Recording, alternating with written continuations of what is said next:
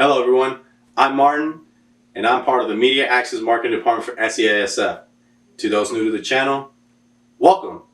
And to those who aren't, well, welcome back to watch another one of our 2020 Advocacy and Empowerment program. To those who haven't subscribed, click that subscribe button and give it a like to show some love. The faster we get these subscriptions, the faster we're able to move our platform forward so we are able to spread awareness to the general public about sickle cell disease. Now, as shelter in place is still in effect and COVID cases are on the rise, please continue social distancing and staying healthy.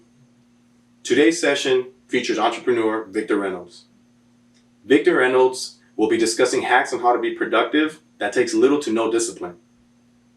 Getting ways to get work done with less time while leaving out the stress, ways to remove self-doubt while boosting up your confidence, being persuasive to others around you, discussing why we get lazy, procrastinating, and ways into how to avoid all those issues. Now that we've introduced entrepreneur Victor Reynolds, I think it's time for you to grab a pen and paper, as this is going to be a motivational session. So the title of my presentation is How to Eliminate Procrastination and FUD. FUD stands for Fear, Uncertainty, and Doubt, without acquiring the discipline of a yoga master.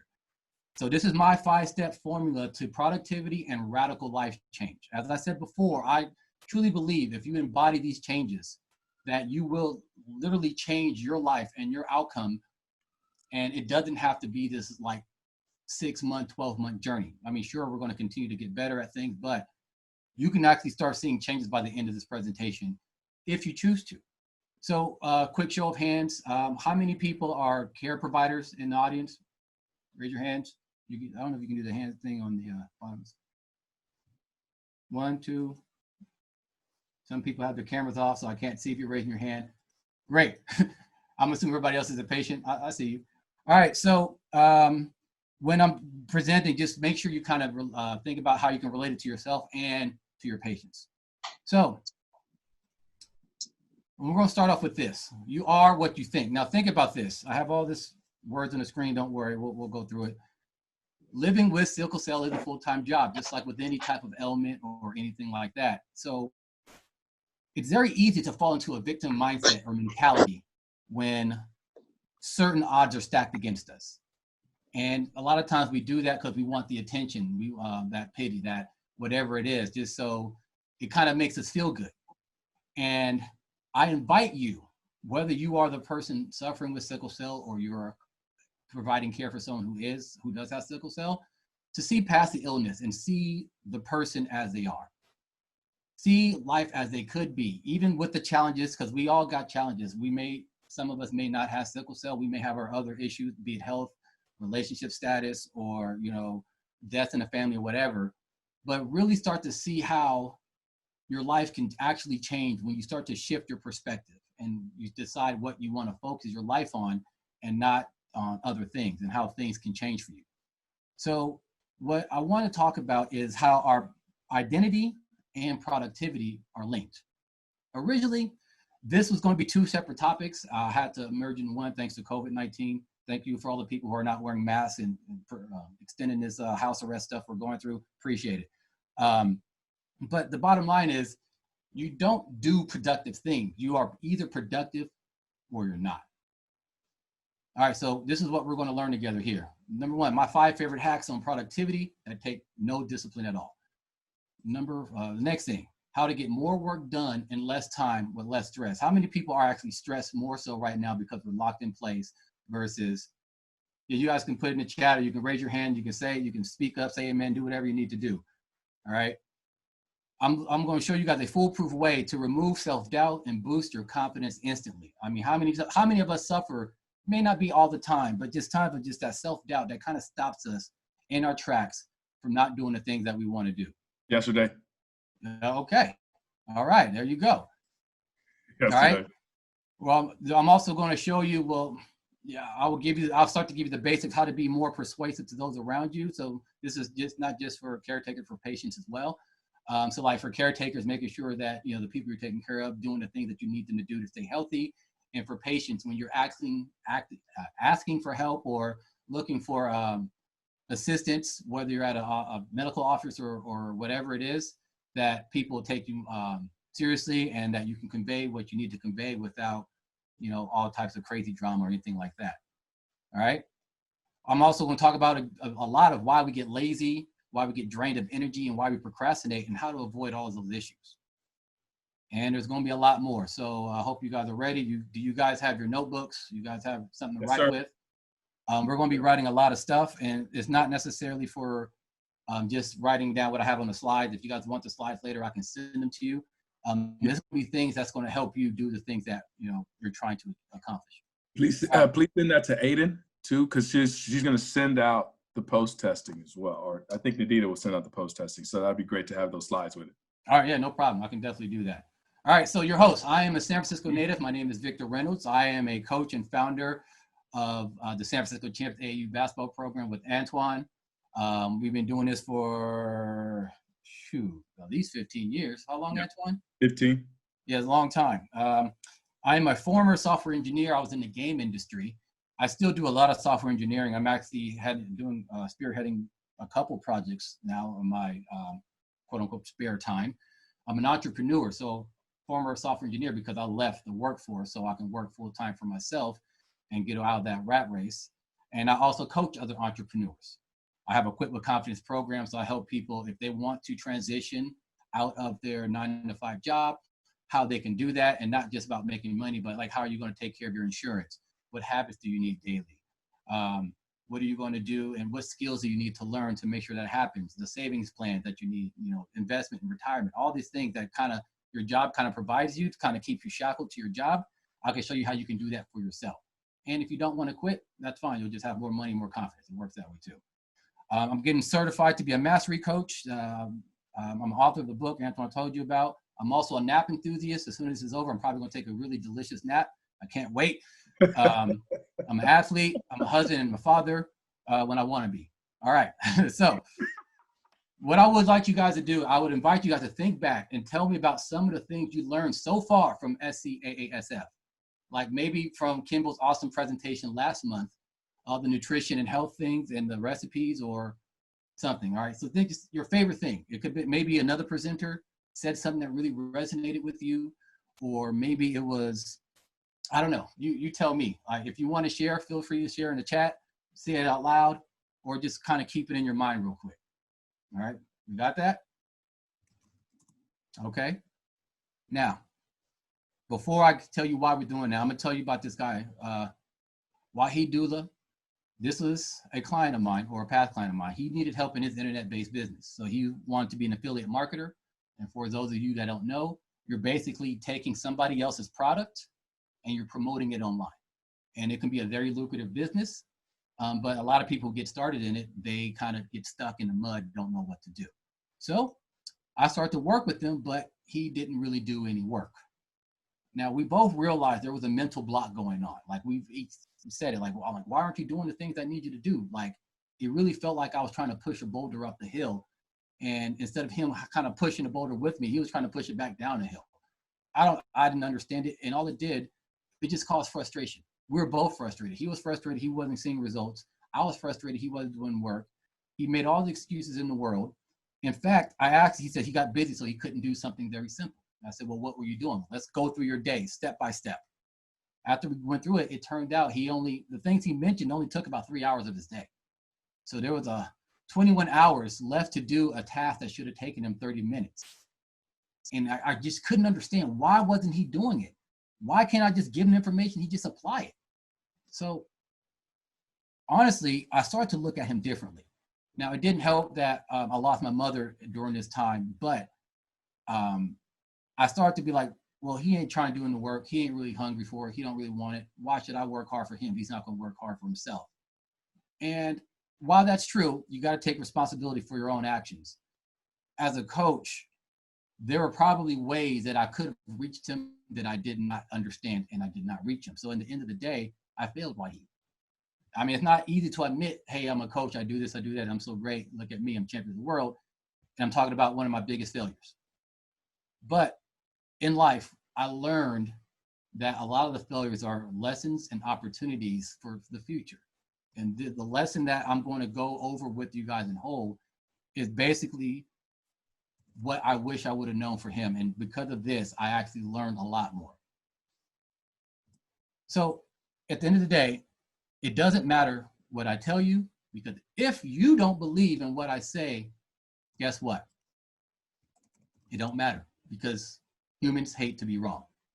So the first thing we're going to talk about is what this statement means. It's not just talking about on Facebook how you guys be BSing on Facebook, talking about Trump this, or Will and Jada that, or what's hot in the streets right now. Nothing's hot in the streets right now. I don't know what you guys are talking about, but you know how it is. Binging's big right now, right? Everybody's binging on something, right? Right. Yeah. Right, and everybody's gonna have an opinion on everything, whether they're qualified opinions, meaning they know what they're talking about or not. Well, the hottest thing on the street right now is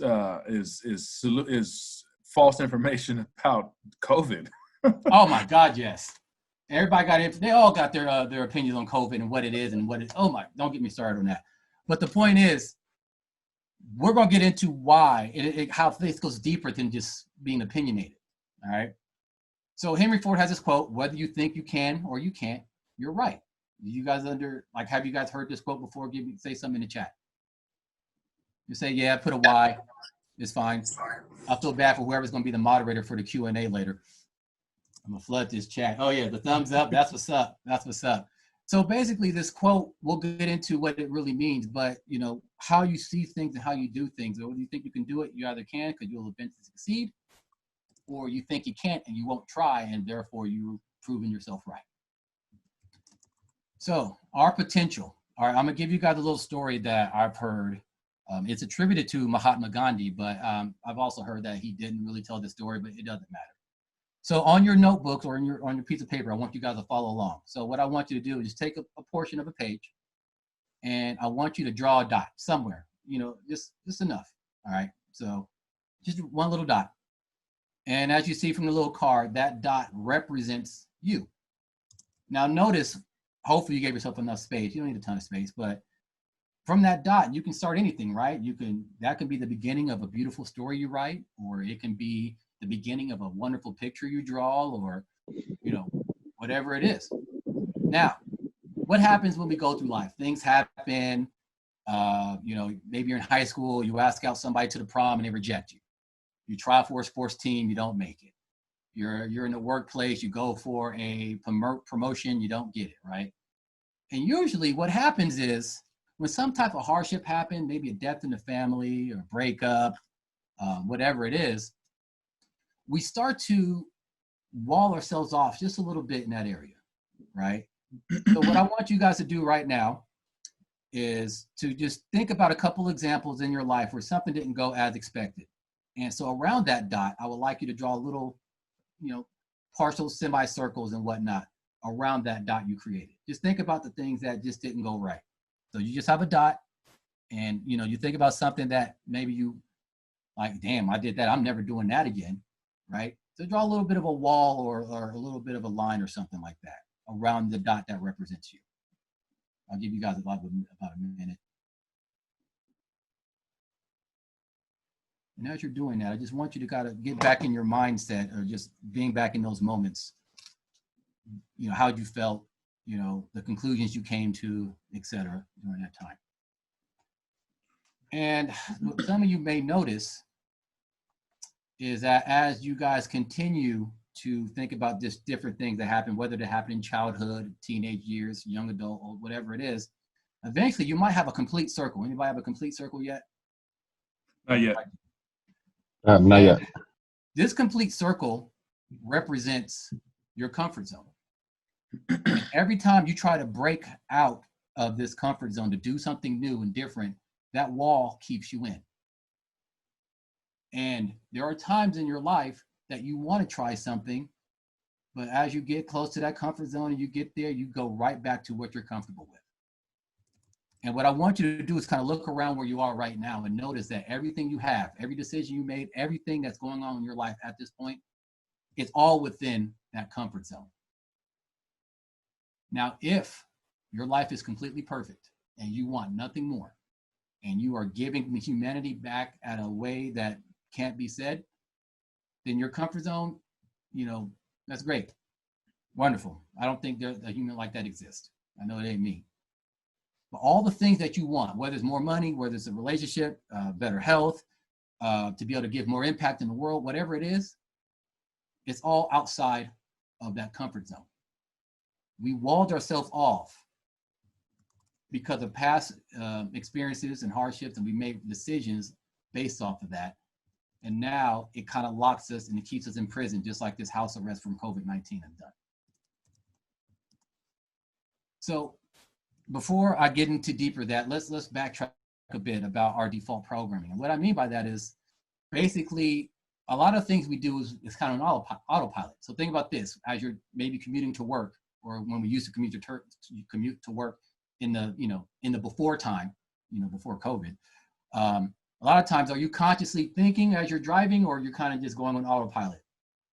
I don't like the radio, so I listen to podcasts. Right, but you're not necessarily thinking about like, okay, I got to put my foot on the accelerator this much, and right, you're just kind of driving, No. right? That's the autopilot stuff I'm talking about, but that is just more for driving. Now, what I'm talking about in our worldview is they get formed early. So when we're first born and we're perfect and we don't get any better than that, between our birth and 4 years old, 50% of our worldview, our paradigms, our beliefs, they're already in place. There's very little you can do. And they come from your parents. They come from whatever you're consuming as in the media, just listen, the world. So this information could be simple as, okay, if I'm not careful, I will fall down. Or if I touch this thing is hot, it'll burn my hand. Or if I get in trouble, I'm going to get a spanking, right? It's not always just like complex worldviews. Between the years 4 through 8, the next 30% of your beliefs are in place. So as you're a kid, you're riding bikes and you're chasing girls with poop on a stick or whatever other kids did, right? A lot of your worldview is starting to be formed just as you're living life, right? You're just learning how the world works, how you relate to that world, how you fit in it. And so that's already 80% of your autopilot programming is already in stone, set by the time you're 8 years old, when you're still watching Ninja Turtles and eating sugary cereal on Saturday morning. And then from the age of 8 to 18, the next 15% of your default programming is in place. And so now you're going through your teenage years when you're irrational, emotional, you're complaining to your parents that they don't get out of your room. And it's not my girlfriend, mom, leave me alone. And I want to go to the dance, right? I mean, I say that because it's not fair. We're kids, and a lot of things we do are out of our control because we're under the care of our parents and our caregivers. But how we see the world and how we react to it is all kind of set in stone by that time. And so a lot of times the way you react to something now is something that stemmed from your childhood, because maybe at that time, that reaction served you to get you out of that situation. But as an adult, it might not serve you anymore, but we still do it because it's kind of like we just allow it to happen. That's our autopilot. You guys following me here? Yes, sir. Thumbs up. You guys are following me? You guys understand Yes, what I'm sir. saying? Yeah. All right, cool. Thank you. So if anybody can do any math, I barely can. I have to add this up with the calculator. That's 95% of our default programming is in place before we're actually adults. So most ways that we react to things happen because of things that happen to us as children or as teenagers. And as adults, we carry that with us into the adult world. So we do childish things as adults. Anybody know a childish adult? I'm gonna Yes. raise my own hand because that's me. So the bad news is it just seems like, damn, the deck is kind of stacked against us. But in reality, we do have that last 5%. And that last 5% is very, you can change it. You can change it a lot. You can start changing that right now.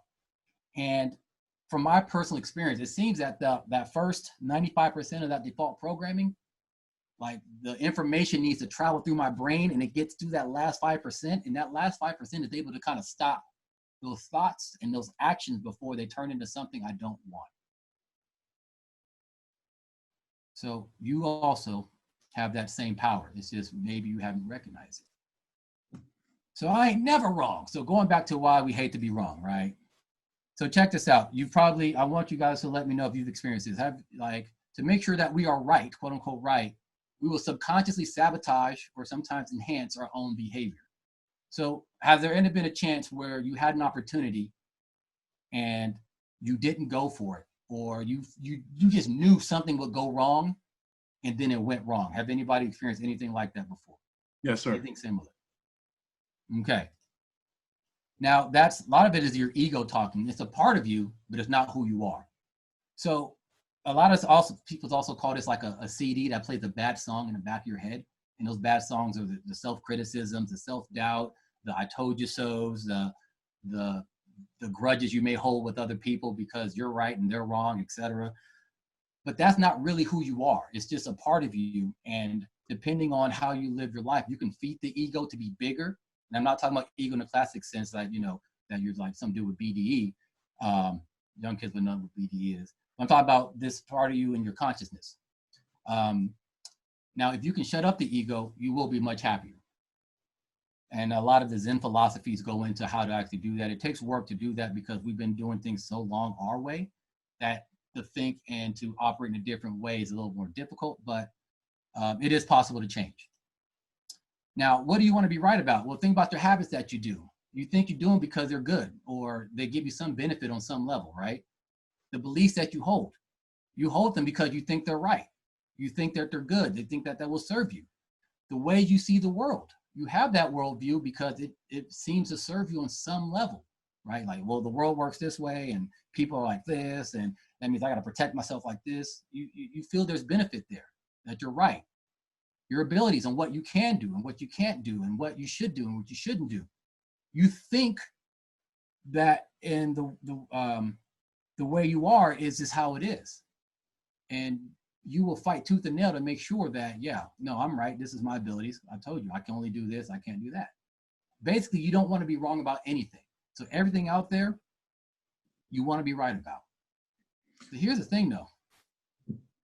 How we got to where we are, it all stemmed from your values, what you thought was important. Then the influences in life events, past decisions you made, how you see yourself, your attitude, your behavior, then you finally get your outcome. And wash, rinse, repeat.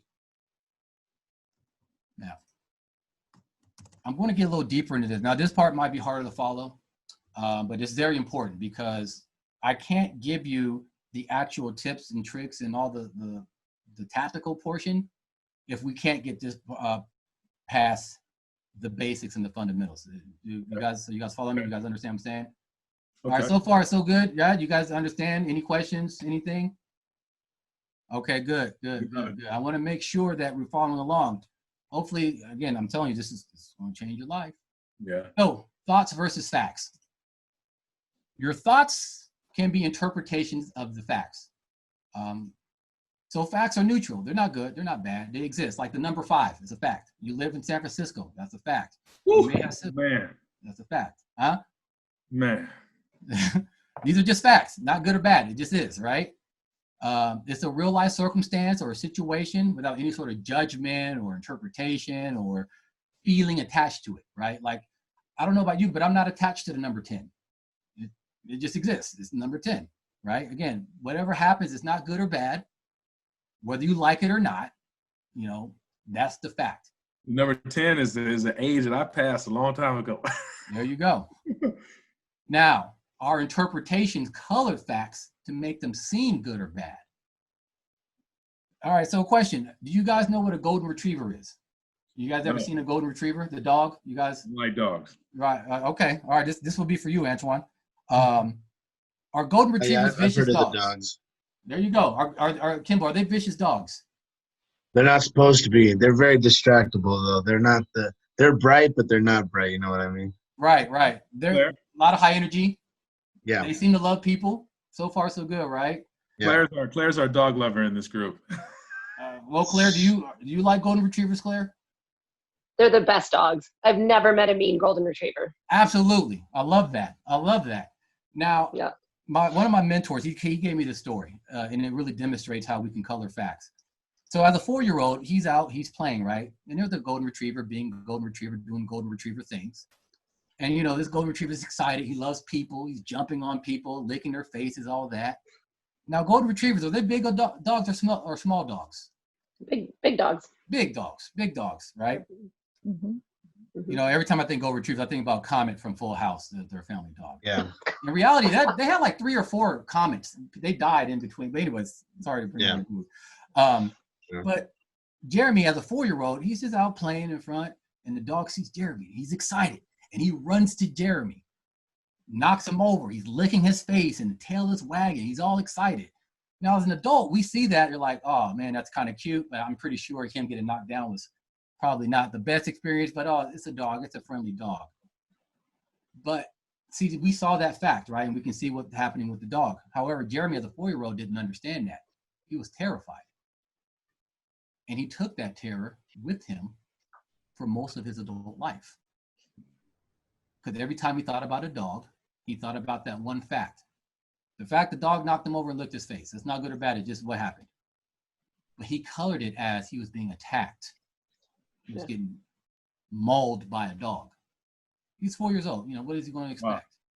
Wow. It wasn't until much later, he did a process called neural shifting, and I'll go into that later, that he actually realized, like, that dog was just being a dog. And even if that dog was mean, doesn't mean other dogs are mean.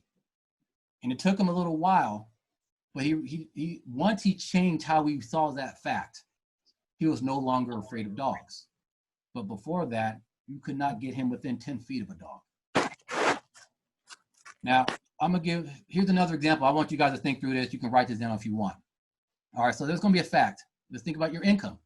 I like to talk about income because besides sex, money is everybody's favorite topic, whether they want to admit it or not. We just got weird issues with money the same way we got weird issues with sex. So that's a different conversation. So just think about your income. Think about your income. All right. Now, for a lot of people, a possible interpretation, doesn't mean it's true for you, is I don't have enough. It's hard to earn. Money doesn't grow on trees, etc.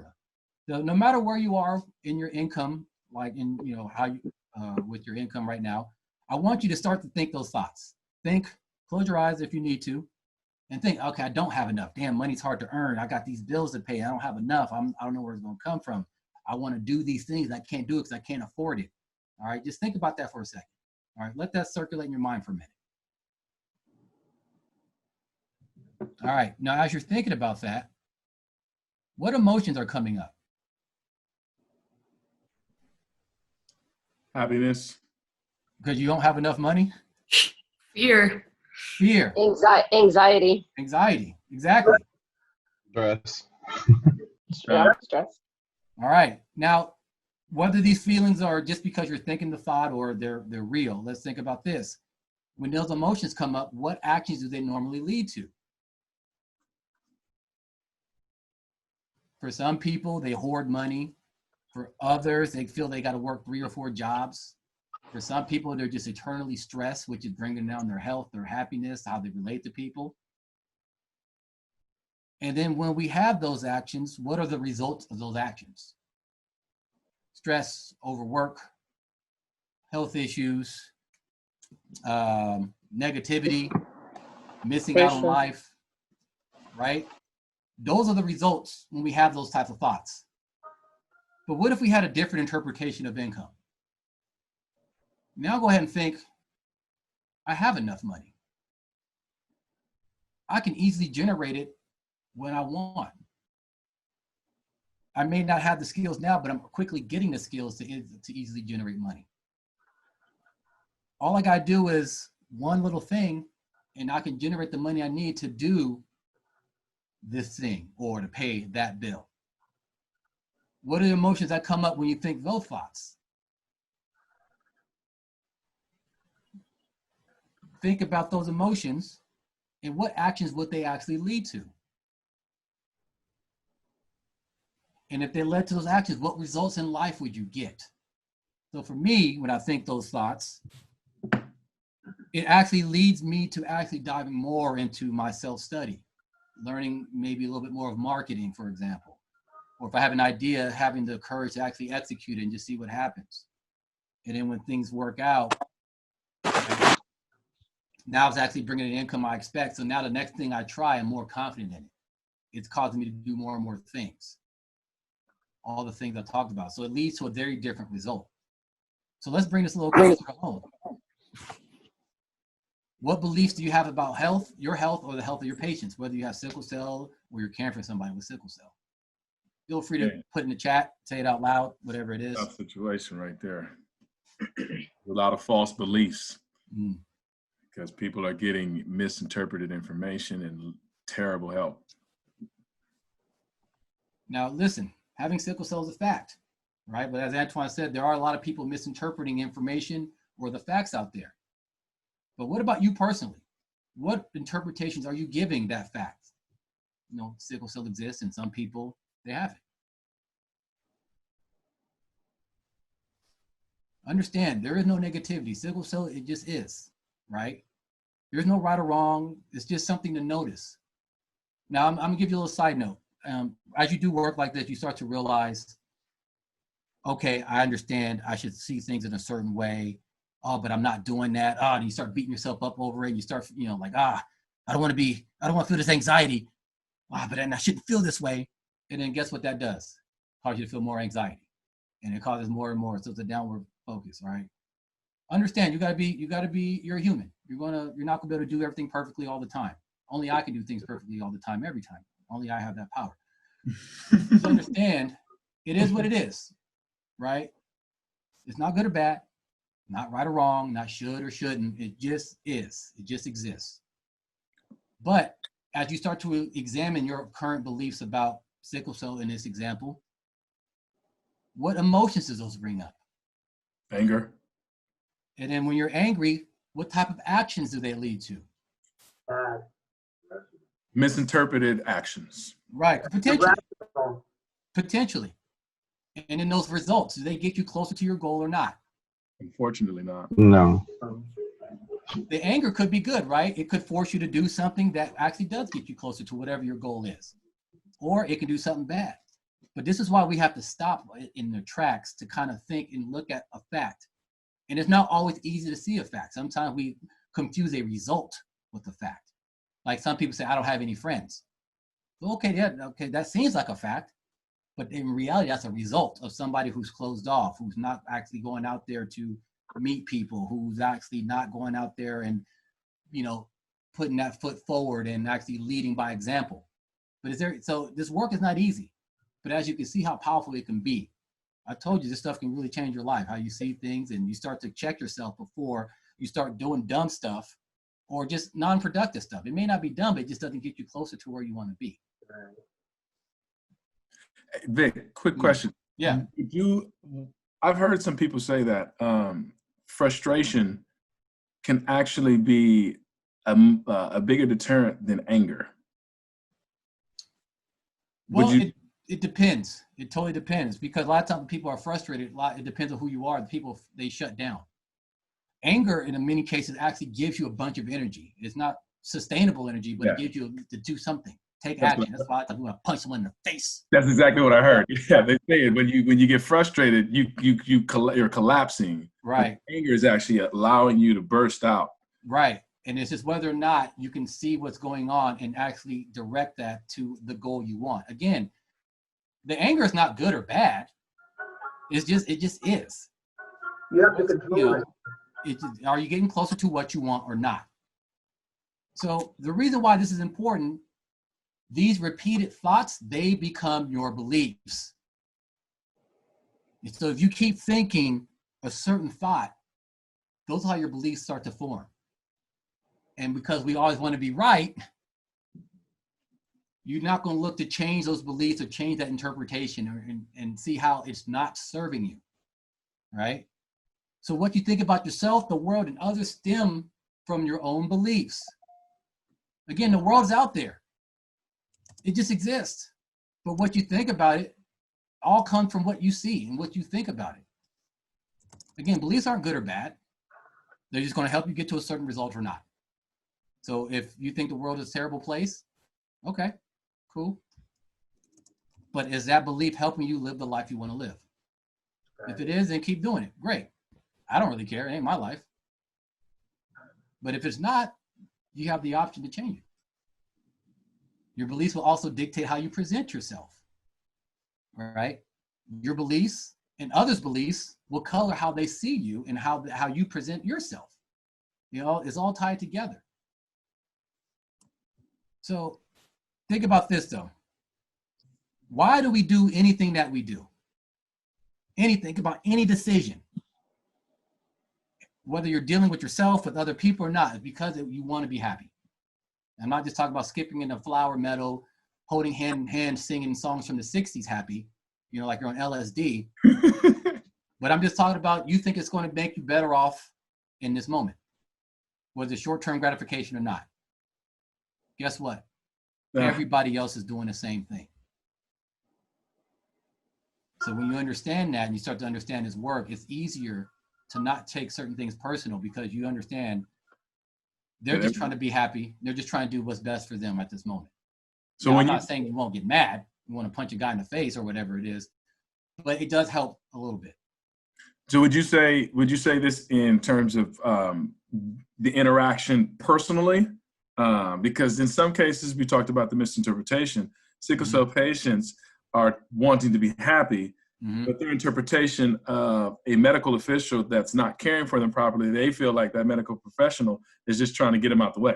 Right. And so if you have that thought, whether it's true or not, and that's what you think, that he's just trying to get me out the way, doesn't matter. It really won't matter what the doctor says or that professional says or does at that point, because they've already made a decision and they don't want to be wrong about it. This is how it is. And the fact is the doctor did or said or whatever, that's the fact. The interpretation that you hold inside because of your beliefs is he's just trying to get me out the way. He ain't trying to see me. Again, it could be right. It could be wrong. I don't know if he is. We don't really truly know. And even if we do know if that's the case, we don't know why. Because what if that doctor is doing that because there's someone that's having a heart attack and he came out and, like there's something that's a little bit more pressing in his opinion. I'm not saying, again, not good or bad. It's just what he's determining. And he feels that if he can save that person from that heart attack, he will be happier because he won't get in trouble or, whatever it is. Not even trouble, maybe because he's just like, he's worried about that person's health, safety and well-being, right? Okay, but let me say this. When we speak of medical professionals, they take an oath to provide and serve, just like police officers. So, Can you say that a little bit louder? Because it sounds like you're far from the mic. Can you repeat that, please? I said that for medical professionals, they take a vow to provide and serve police officers. And so they have to do that in accordance with the laws that are put in place.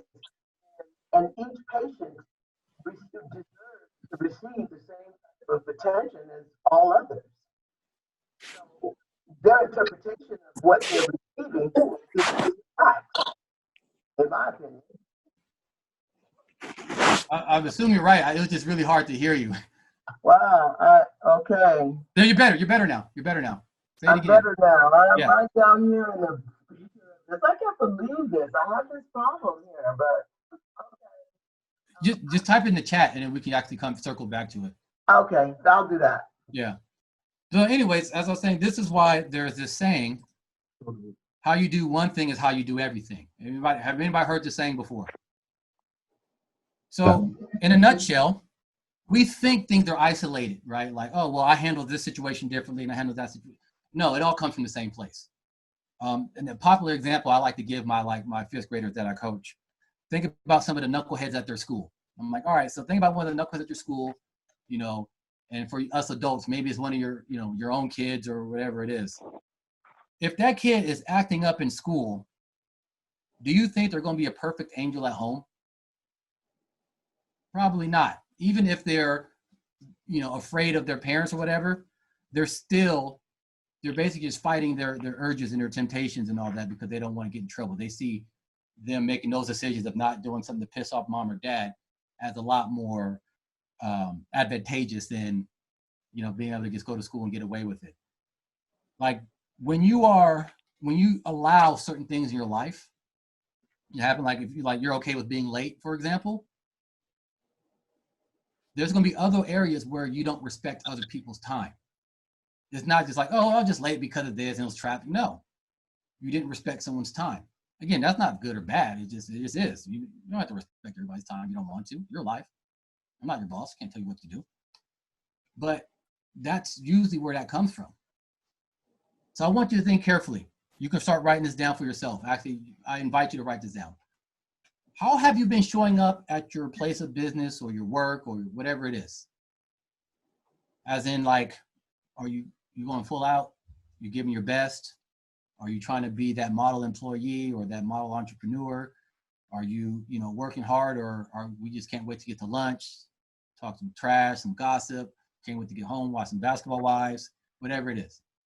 Laser focus. I got a daughter coming. Right, So write that down. So how are you showing up? How you been showing up in life in general? Have you been giving your best? Have you been giving people your best? All of your love, your attention when you're in their presence. Joy, happiness. Have you been bringing a lot of negativity? Have you been bringing a lot of just anger, frustration? Again, it's not good or bad. Just check in with yourself real quick. Think carefully about your current life. Look around. Why do you think you have the results that you have now? From where you live to how you live to how much money you're making to who your partners in life, your friends, your family, all that. Just think about that. And if there's anything that you don't like that's going on in your life, how long are you willing to tolerate that situation? No right or wrong. Some people can tolerate for the rest of their lives. In fact, I was going through a coaching session with somebody. He was telling about a friend of his that his wife, this friend of a friend, or maybe it is him, who knows, has been cheating and all this. And the dude doesn't want to do anything about it because he's afraid to make a decision to find out if he goes to leave or whatever, that he won't be able to see his kids because he lives in Texas, and apparently it's really tough for fathers to get custody in Texas. I got a friend just like that right now. Right.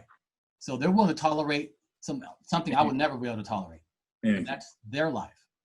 Where are you at right now in your life? There's something that you may not like. Is there something you can tolerate? And it's different where it's like, well, it's just for temporary because there's actual plan and things are in motion, right? And it's like, yeah, I just got to deal with it until the plan is completed versus, yeah, I don't know how things are going to change, but, it's not that bad, right? But here's the thing. We can, because we don't want to be wrong, see how the thing keeps coming up, we can justify anything. My mentor, the one that told you about the dog story, he taught me about this. He was homeless for a year. Educated. He had 2 degrees, played college baseball. I think, did he go to Rice? He played Division I college baseball somewhere. I don't remember where. And got laid off from a job. And instead of actually doing what he needed to do, he just started to live out of his car because he just happened to lost a job and his lease on his apartment was up. So instead of just hustling and figure out something, he's just like, I'll just stay in my car, just put stuff in the self-storage, sleep in the car until I just figure it out. 1 year later, he's still in his car. He's embarrassed, but he doesn't want, but he's at the same time, he's not really doing much to fix the situation. He's like, oh, it's not so bad. I'm saving money. I'm doing this. He's living in his car, showering at a gas station. Wow. How long are you willing to tolerate your situation? It wasn't until someone gave him a wake-up call that he realized, like, I can't live like this. I have a degree. Why am I living like this? So why is this important? Remember, as I said before, your ego always wants to be right. You will make your thoughts real. So this can make any situation better or worse. So do me a favor, close your eyes for a second. I'm going to describe the IC hotel. I'm going to describe something to you. So you're in a hotel. It's an older hotel. And the weather outside is not nice. It's maybe 40 degrees outside, gray and cold. Early in the morning. Since you're at a hotel, you got them thin ass blankets that suck. And you got to get up to use the restroom. The room is dark, still dark outside there early in the morning. And as you step on the cold floor, because it's not carpeted, you have an icy chill go up your spine. You look outside to see how cold it is and how people are kind of bundled up as they're starting their day. All right, open your eyes for a second. Was anybody able to feel any sense of that cold weather or anything? You see how your mind just made that real? And that was just a brief example, and I'm not even the best storyteller. What do you think happens when you're in an actual real life situation? And you have your biases and all these preconceived notions and these facts that you're misinterpreting from your beliefs going on. Changing the way you think. Exactly. And it's you know what it's going to do is you're just going to be I have a slide about this later, but since I'm here, you're going to look for the evidence to prove that you are right, and you're going to ignore everything else that disagrees with you. We do that all the time. But then not just that, our minds make things real. So this goes with illness as well. Carolyn, we can actually make things real. Yeah, Vic, Carolyn has a question. Go for it. So going back to your previous slide, when you mentioned about your mentor who was homeless, Mm-hmm.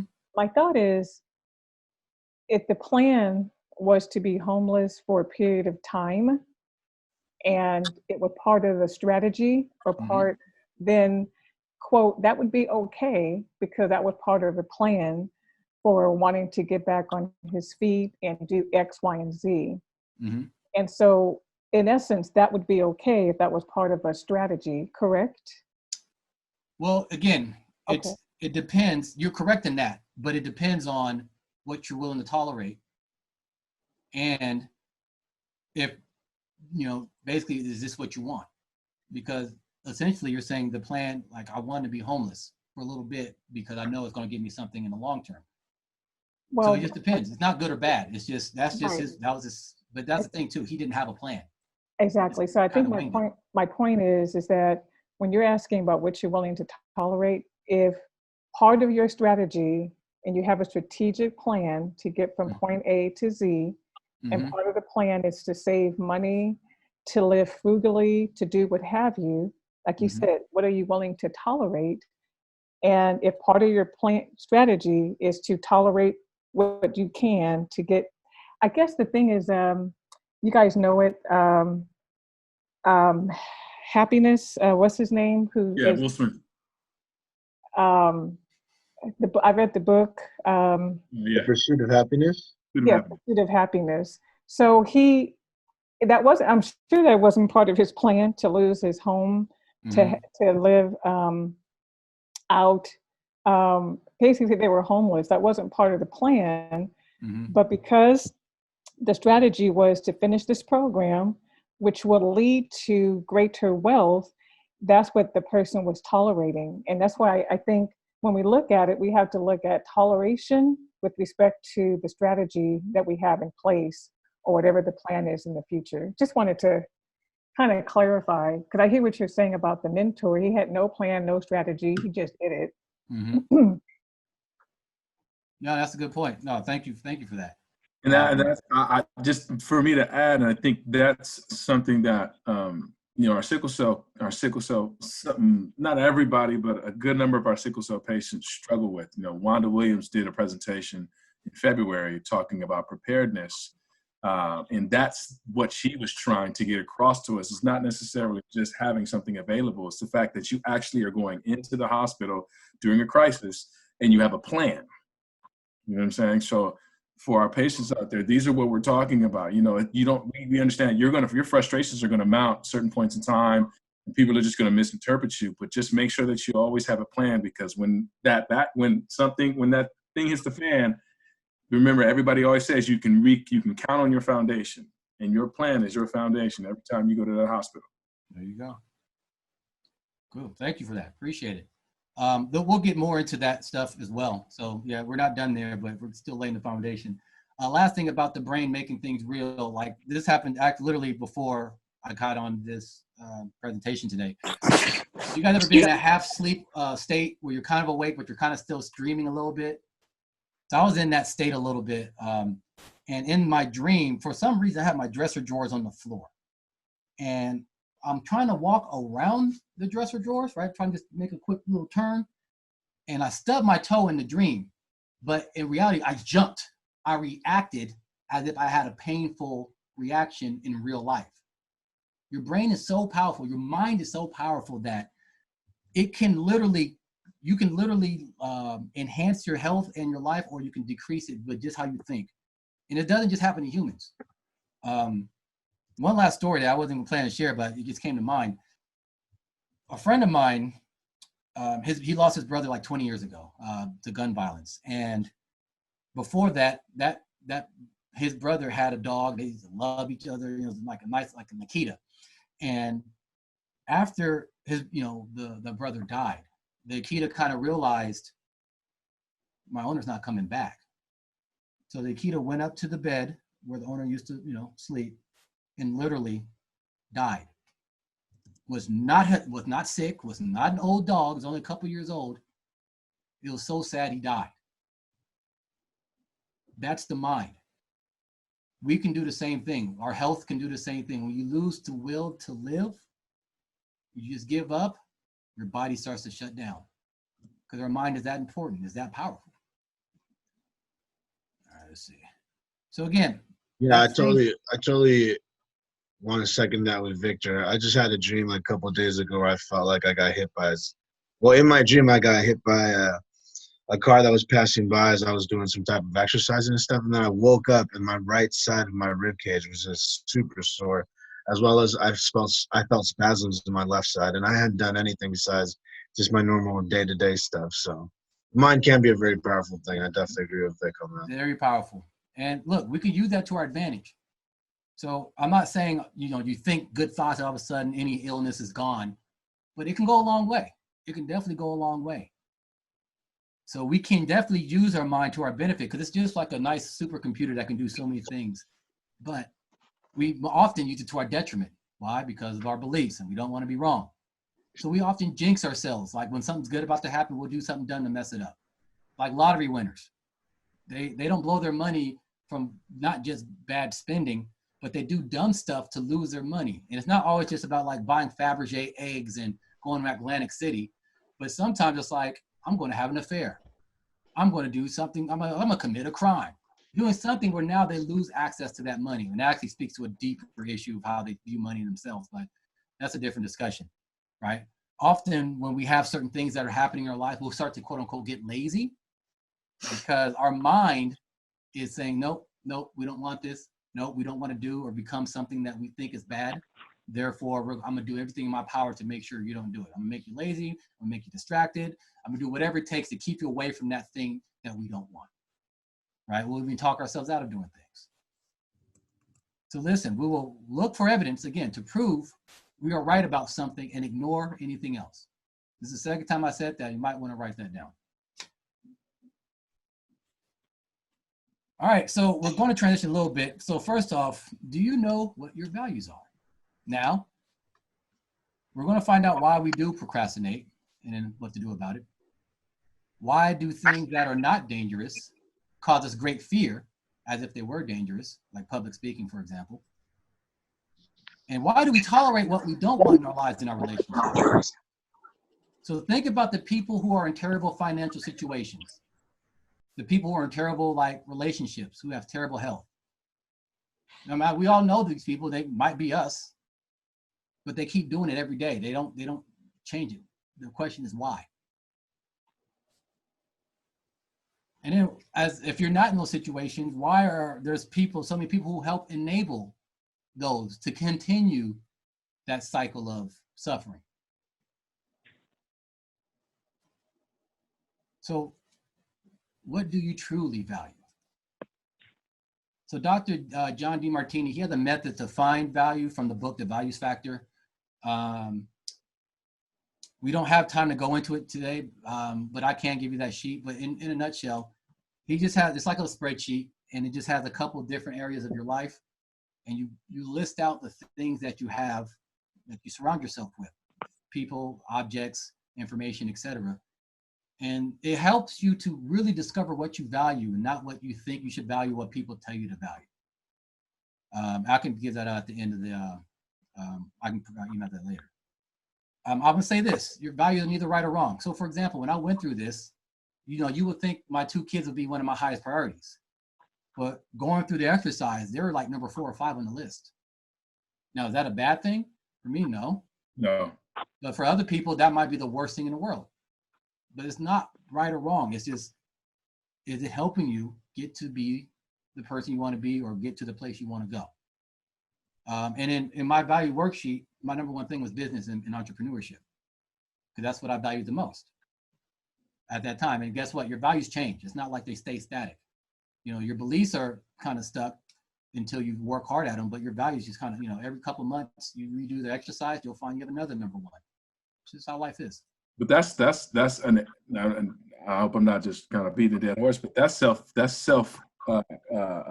development, right? I mean, you being an entrepreneur means you're working for yourself. You have to continuously be good for yourself in order for others to thrive around you, correct? Absolutely. That's how I see it. But other people may want to be an entrepreneur, but they value their time with their kids the most. Well, guess what? In the beginning stages, as you're learning, growing, and developing, you're not going to have that time with your kids.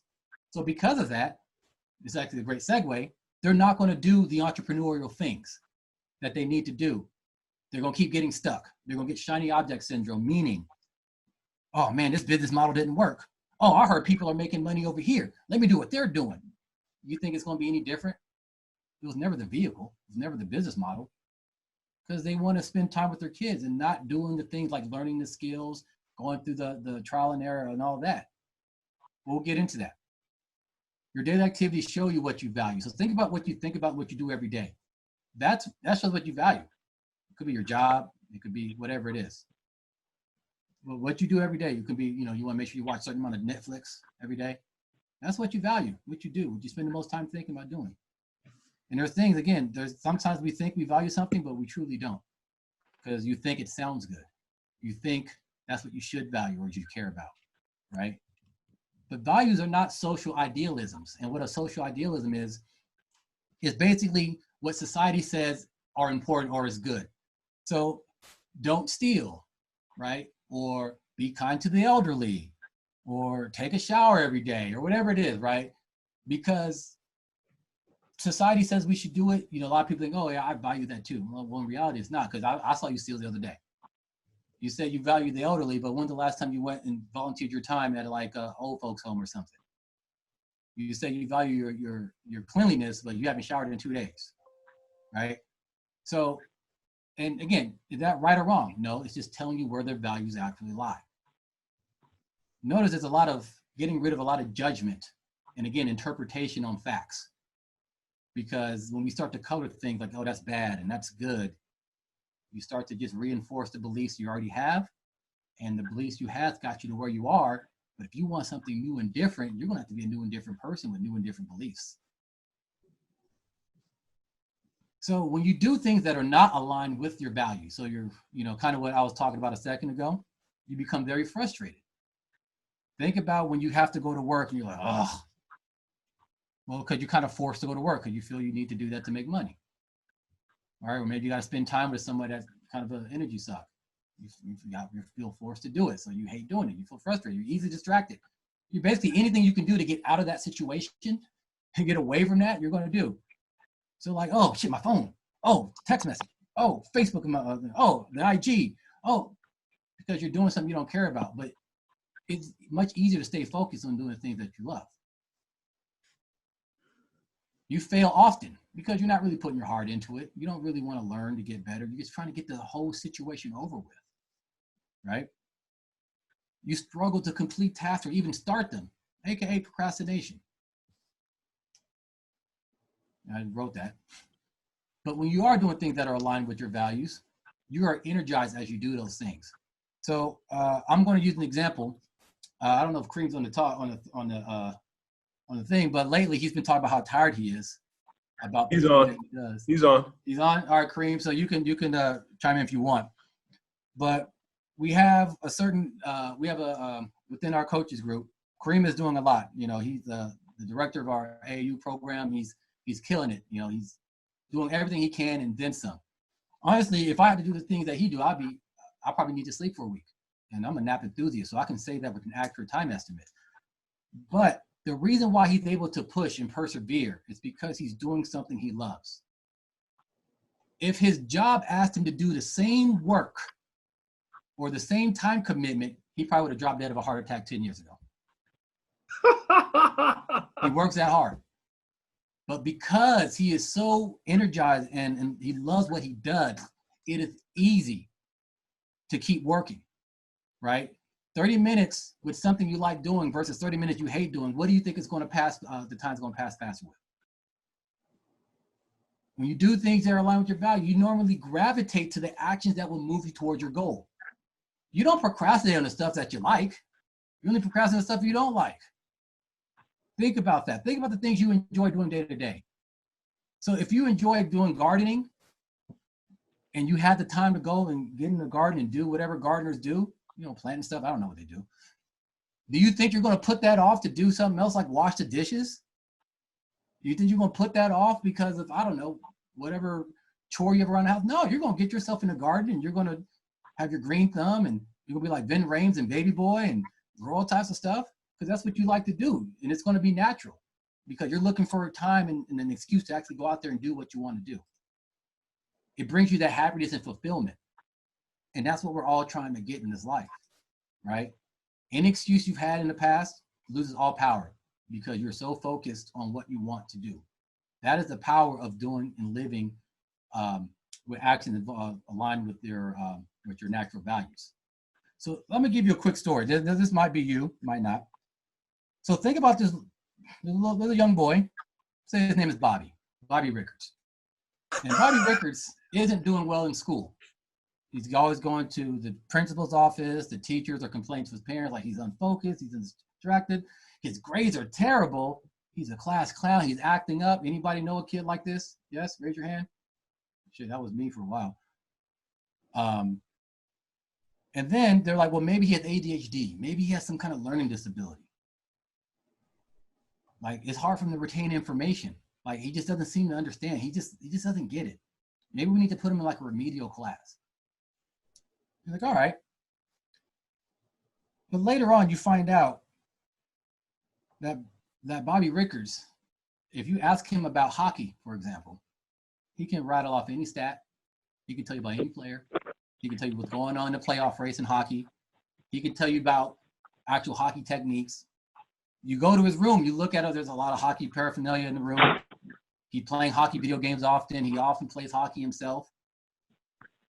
So the long story short, you're able to find out that it was nothing to do with him with a learning disability or him being a class clown because he just didn't care about school.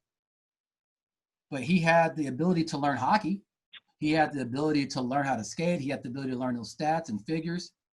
So is there really a learning disability or just a way to reach young Bobby Rickards to make sure he actually can absorb the information that you feel he needs to learn? Now, maybe if that teacher he had that was complaining to his parents would actually somehow relate the information he's trying to learn, maybe through math or whatever, through hockey, maybe he will actually get it. And in fact, that's exactly what did happen. They started to relate a lot more subjects to hockey, something he cared about, he was passionate about. And guess what? His grades went up. Guess what? His distraction levels went down. Guess what? Now he's no longer the class clown, you know, and going to the principal's office. This can be true for you as well. When you work within the things that you truly love, the things that you're outside, that people say you need to do and all that, it gets kind of, all the distractions, it just goes away. It melts away. So now you have a choice. And I think we're coming close to a break time. You have a choice. You can take the red pill. 4 minutes. Take the blue pill. Now, one pill, you go back to, you pretend like we didn't have this conversation. You're like, this dude's full of crap. I don't know what he's talking about, whatever. And you forget everything. Because if you take the other pill, guess what? You're not going to be able to go back to your old life and be able to point fingers or blame people or blame yourself. You can take extreme ownership, but you get to actually make a choice. And knowing that you have a choice can be empowering or it can be scary because you start to realize, like, damn, it is my fault I'm here. I can't blame anybody but myself. Things may have happened to me, but how I reacted to those things didn't help. But that's the good news. Because if we only focus on the other or the other thing, we're giving them or it all of our power, saying it's their fault. That means you're placing your happiness and your well-being in somebody else's hands. But when you take ownership and you're like, you know what, I'm going to make different choices starting today, you start to take back your power. And once you have that power, now we can start to implement the things I'm going to show you after the break. Thank you so much, Vic. So now with that, I'm going to kick it over to Kimball. All right, everybody. I will be in charge of the break today. We'll take a quick little 8-minute break. In this 8-minute break, what we're going to be concentrating on are 2 fundamentals. One, the fundamental of your body. Always got to be taking care of the one tool that was given to us by a greater power, that whether it has its shortcomings or it has its other things that it's failed us in the past, it's always good to take care of it and understand that it is a gift, even though we may not always see it all the time. And then the second thing is working on our mindset that Victor's been so eloquently speaking about and letting us know, thinking of things in a different way. So to work on our body segment, if you have a little towel available to you, it doesn't have to be like a big towel or anything. Or if you don't have anything, if you have like a water bottle, you can grab a water bottle. Whatever you have available, you can hold in your hand. We're going to do a quick little couple of exercises just to kind of get some blood flowing into our system. If you have a phone, the phone works. If you have a remote control, you get a remote control. Whatever you want, just have something in your hand to kind of start working your body and getting some blood flow. So the first one we're going to do, whatever that object is you're going to hold it in your right hand. And you're going to hold that object right at your face, and you're going to slowly come out towards the camera and then bring it right back into your face, out and into your face. Okay, so we're going to do this for about 30 seconds, all right? Ready, set, and go. And I'll do it with you all as well. Go for 30 seconds, get some blood flowing into that right arm. You've been sitting for a while. It's all good stuff because everything that Vic's been talking about is all great. Changing our mindsets, understanding that facts are just facts. There's no positive or negative around it, which is very, very eye-opening. It's very kind of like, satisfying, because it's like I don't have to judge a fact anymore. Like it's just that. It's just a fact. It's 3 p.m. So what? I don't have to feel anything about it. It's just 3 p.m. I choose whether or not I want to feel something about that. And that's kind of more empowering if I really want to break it down. Okay, awesome. That's been 30 seconds. Now we switch to the other hand. Now we're going to go left hand.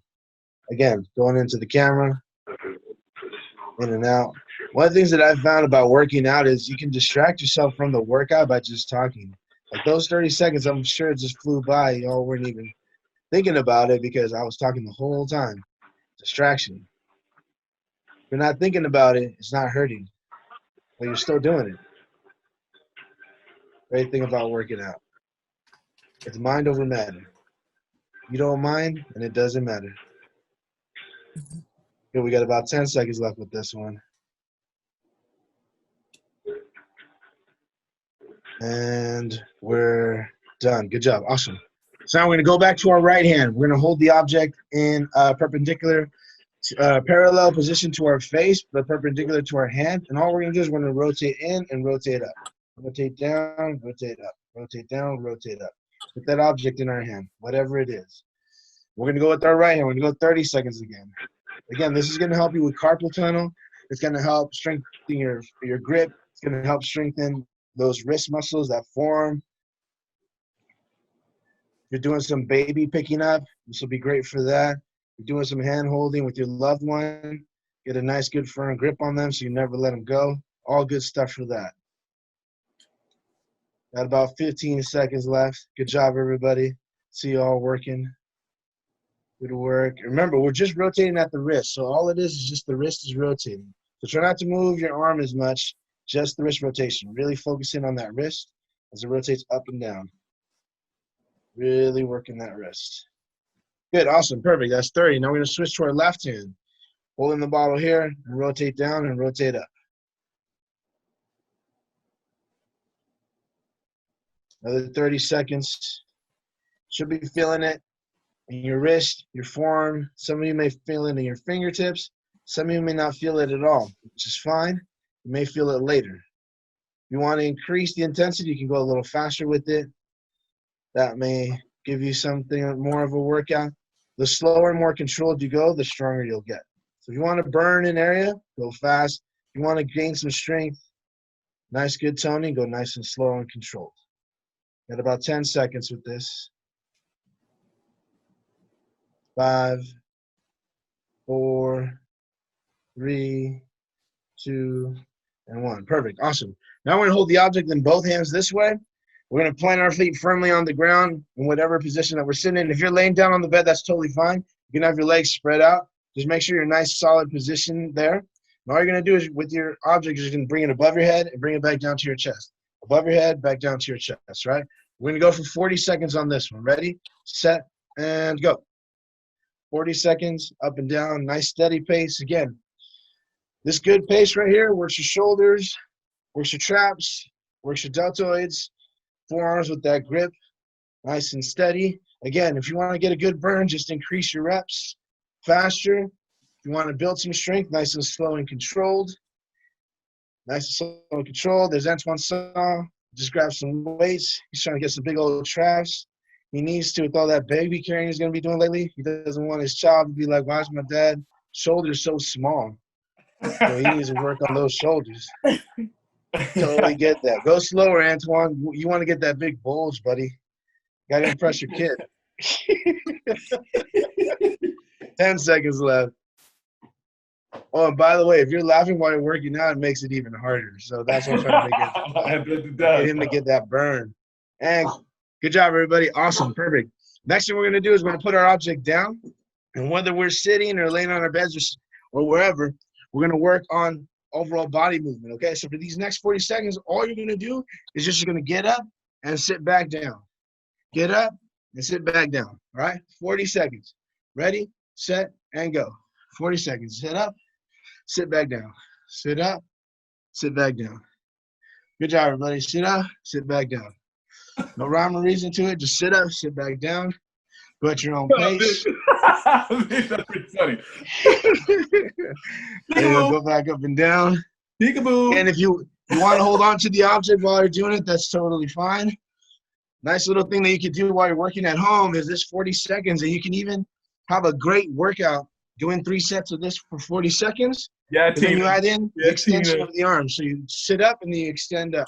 You stand up, you extend up. So now you're going with the whole full body workout.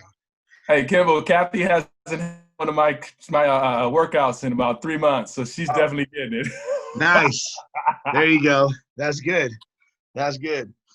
And this is what I teach my clients who have home offices or home businesses, or even in your own office. If we ever go back to normal living in your office, doing 3 sets of this, 40 seconds with an object, you add in that extension above your head. It's a full body workout.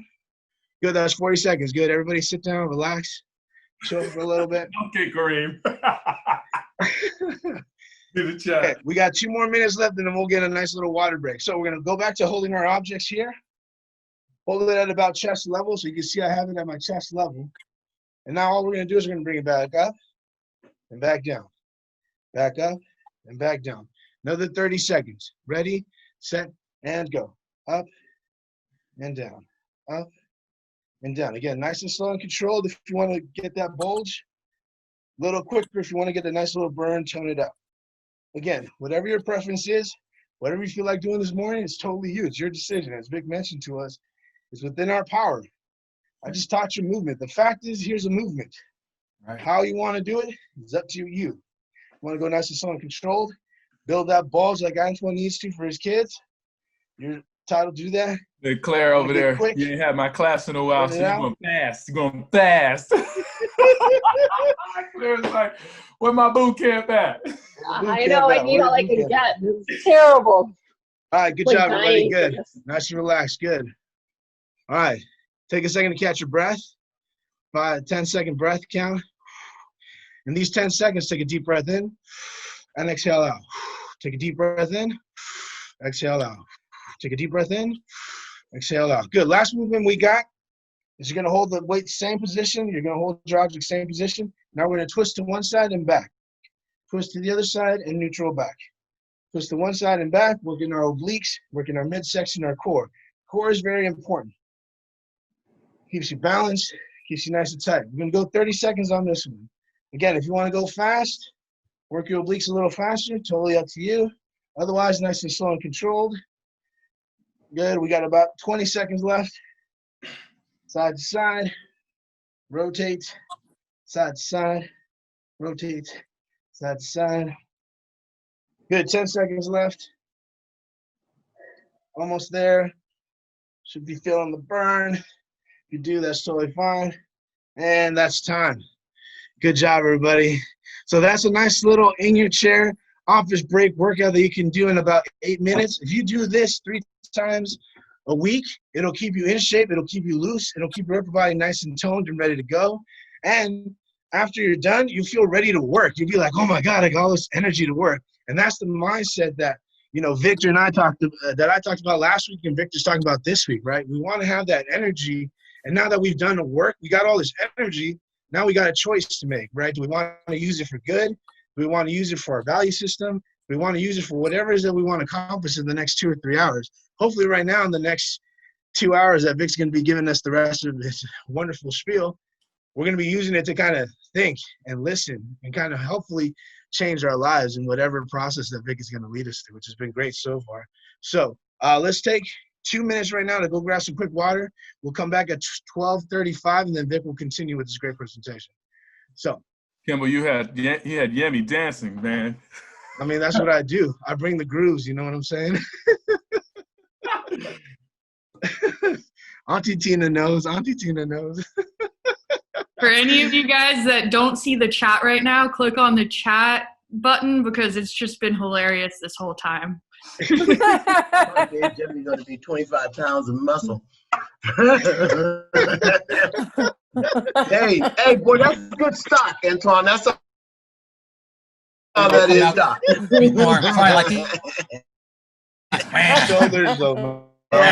Shoulders. Just remember, Edwards got broader just shoulders. remember, fall out from the tree. So I came out in Didina's womb. So you can see where I come from. Check it out. Got it going on. Got it. We got it. Now get this calves from. Flex. You got that flex on, Mama Capital. Get that flex on. Hey.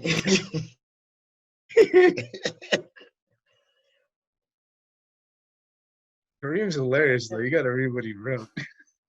That was He said Antoine's been weighing 25 pounds, so he needs some greed. softball practice. Right now, baby coming out of the womb, talking about, Dad, I'm late for softball practice. Right. Yeah, and what do we eat? That's right. Yeah. When are we playing ball? And what do we? Yep. That's hilarious. I'm going to have to jump off. I promised my niece and nephews in Minneapolis right now. I promised them an anti-spoil day. So love you, Claire. Thank you, sweetheart. No problem. Sorry. I'm looking forward to watching the taping and the rest of it. So yeah, definitely. You'll get it. Yeah. Great. Thanks. Thanks, everyone. Have a good time. Stay safe, Claire. I will. Bye. Thank you. Bye-bye. Love you. All right, everybody. That's 2 minutes. You should have gotten your water. Should be ready to go. Aiden got some good snack right there with an apple. Definitely want to get some kind of fruit or some kind of like quick liquid energy. Gatorade would be good, especially if you're burning a lot of electrolytes. It's like Kimball. I had a couple of boiled eggs, man. There you go. That's how you do it. I love boiled eggs. You know that. I know. Yeah, that's one of your favorites. Oh yeah, it's the way to go. All right, Vic, all yours, buddy.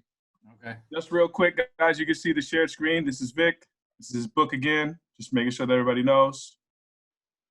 Vic, it's on you. All right, cool. All right, so in this portion, I promise I'll give you guys productivity stuff and all those other, things. You're going to get them, but before that, there's one other step, and we'll get into that soon. So now we're actually doing a lot more answering certain questions.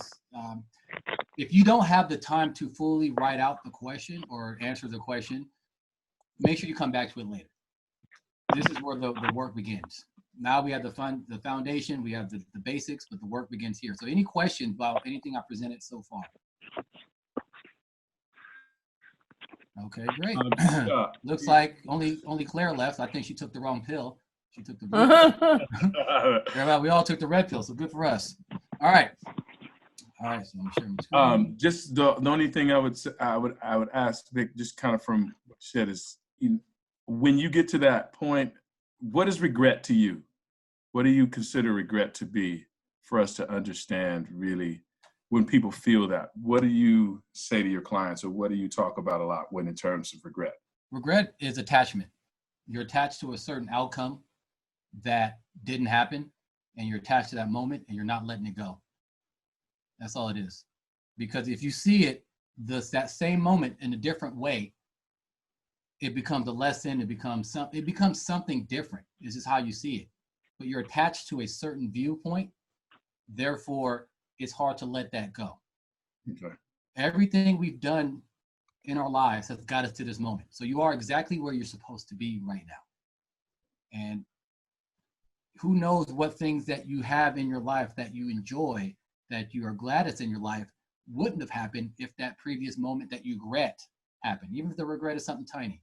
Like I regret some of the dumb stuff I used to say in high school. Or, I mean, there's one thing, my high school 10-year reunion, I said something pretty stupid. And I still hold on to that because I'm attached to a certain viewpoint. I'm like, I wish people will see me a certain way or whatever it is. And instead of just letting that go, like, yeah, I just said something dumb, whatever, I'm a human, funny. And something that I guarantee you no one else is thinking about or thought about since, because it wasn't a big deal to them. I'm holding on to that. And what is that doing for me? How is that serving me? Well, it's not. It's just causing more and more suffering. Yeah, I asked that question because I actually have a few friends, one in the medical field and another that's a police officer.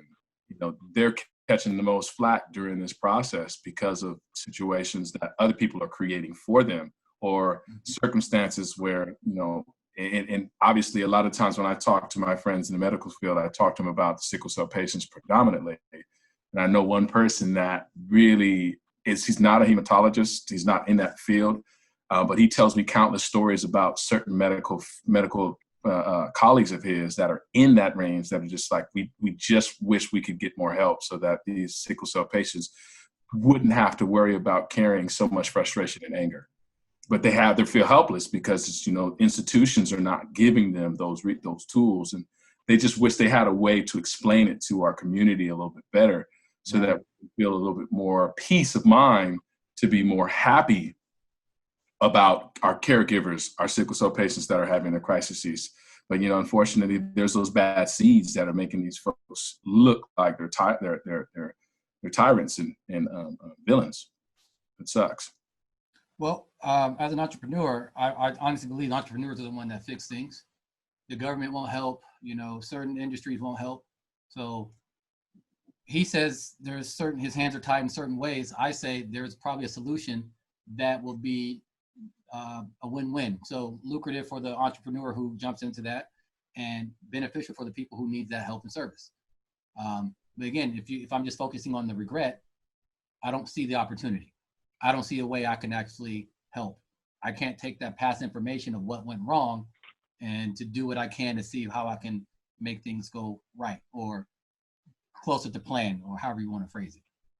But I'm gonna jump in if I can with a question from the chat. Sure. We were kind of having a discussion about, you know, we all do make decisions based on values, but sometimes things don't work out the way we thought, or we made a decision based on a short-term value and long-term end up, you know, missing something. Mm-hmm. How can we forgive ourselves and forgive each other to not get into those kind of like negative mindsets when we fall short of that ideal that we set for ourselves? Well, again, it depends on what you're focusing on. Like, we're all human. We're going to make mistakes. So first off, you got to give yourself a lot of slack because you're going to make mistakes. That's part of the process, learning, experiencing, and growing. We'll actually talk a little bit more about that soon. But when we hold on to that resentment and we don't let it go because we keep seeing that same fact of what happened in a way that we color and interpret as negative, we're just going to keep holding that in. We'll keep holding it in. And a lot of times we compound it a bit. Now, I'm not saying any of this stuff is easy. Don't get me wrong. It's easy to understand conceptually. It's much more difficult in practice. But like anything, you can get good at it and become boom. So you can do these instant neural shifting. So I'll give you an example. So for those of you who don't know, I lost my mother on Halloween 2019. She was actually murdered by my little brother. And obviously going through that is tough. However, another issue that was an issue with the family is my stepdad, like, because the murder happened at the home, he's like, we're selling this house. We're gone. And me and my 4 siblings like, no, or 3 round, or Yeah, because it's 5 of us total. We're like, no, you can't sell the home. No, we want to keep it. Da da da. This is mom's house. Da da da. He's like, no, because he just keeps seeing, even though he wasn't there, the incident over and over in his mind as he's staying there prepping for the house. And I remember I was getting coached on this very subject by my mentors that's teaching stuff I'm teaching you. And I was like, I'm just really upset, and I'm upset. I'm mad that I'm upset about this because I know it's just the house, but it's all our memories are there. And, when I think about my mom, I think about that house. And Mentor was like, listen, it's, what you went through was traumatic and it's tough. And it's difficult. I understand it's difficult for you. But whose house was that? I'm like, that's my mom's house. It was her dream house. Right. Was it your dream house? No. Was it your stepdad's dream house? He's like, no, he don't like the house. So it was your mom's house, right? I'm like, yeah. And she goes, does your mom need the house anymore? I'm like, no. Can that house be helping a new family start their family? I'm like, actually, yeah, the people that are buying the house is a young family. They're about to have their first kid soon. So now that your mother doesn't need it, it served its purpose. How do you feel now? And that instant shift changed everything for me. Before that conversation, I was very upset about the whole thing. I was mad at myself for not being super gung-ho about what's happening and just being more logical about the situation, because I pride myself on being logical all the time. But after just seeing the same situation, the house is being sold in a different way, my feelings changed toward it completely. And now I'm okay with the whole thing. And that's not just like, oh, I'm okay with it in public, but in private, I'm mad about it. Like, I'm totally good with it. Before, I wanted to go and visit the house and take pictures and all that. Now I'm like, I'm never going back there ever again. I have no business to. So the longer you hold on to regret and the longer you see things in a certain way, the more suffering you're going to go through. When you start to shift how you see that fact, it's easier to let go. It's easier to forgive. It's easier to move forward. Now, just because you forgive don't mean you got to go be best friends or whatever it is. But the longer you're holding on to that, you're suffering, not anybody else. So you got to see, is my thoughts serving me right now? And if you don't want to suffer, then no, it's not serving you. So you got to look at a different way to see how you can take that same fact, reinterpret it in your mind, and see it a different way, so it actually gets you to where you want to go or help you be who you want to be. Does that make sense? Does that answer the question? Perfect. All right, I'm going to share my screen. You guys can see my screen? Yes, thumbs up. Thumbs up, you can see the screen. We're good? Yeah. All right. Yeah, we can see it. Perfect. Identity change. Who do you have to become to achieve the life that you want? So this is where, excuse me, I hear a lot of activities. I think somebody needs to mute their audio. It sounds like somebody's in a kitchen rattling dishes. Can anybody hear that but me? No, I can hear it. I also hear it. Yeah, I can hear it too. Yeah, I can hear it too. Okay, I'm gonna mute myself. Bye. Yeah, Aiden, as the host, could you just mute everybody except Vic unless they want to make a comment? yeah. I think that was Wanda. So, but she's muted now. But yeah. Now in the middle of our conversation. That's good. Right. That's perfect. There you go. Perfect. So identity, who do you have to become to achieve the life that you want? All right, so this is where the tactics come in. But we still got a little bit more groundwork to cover, but I think we're starting to understand how our thoughts color and change everything. And if we see things differently, it can empower us to make empowering decisions as opposed to putting us in a primitive mind state, primitive like fear, anger, anxiety, because you can't create and do things from that mind state.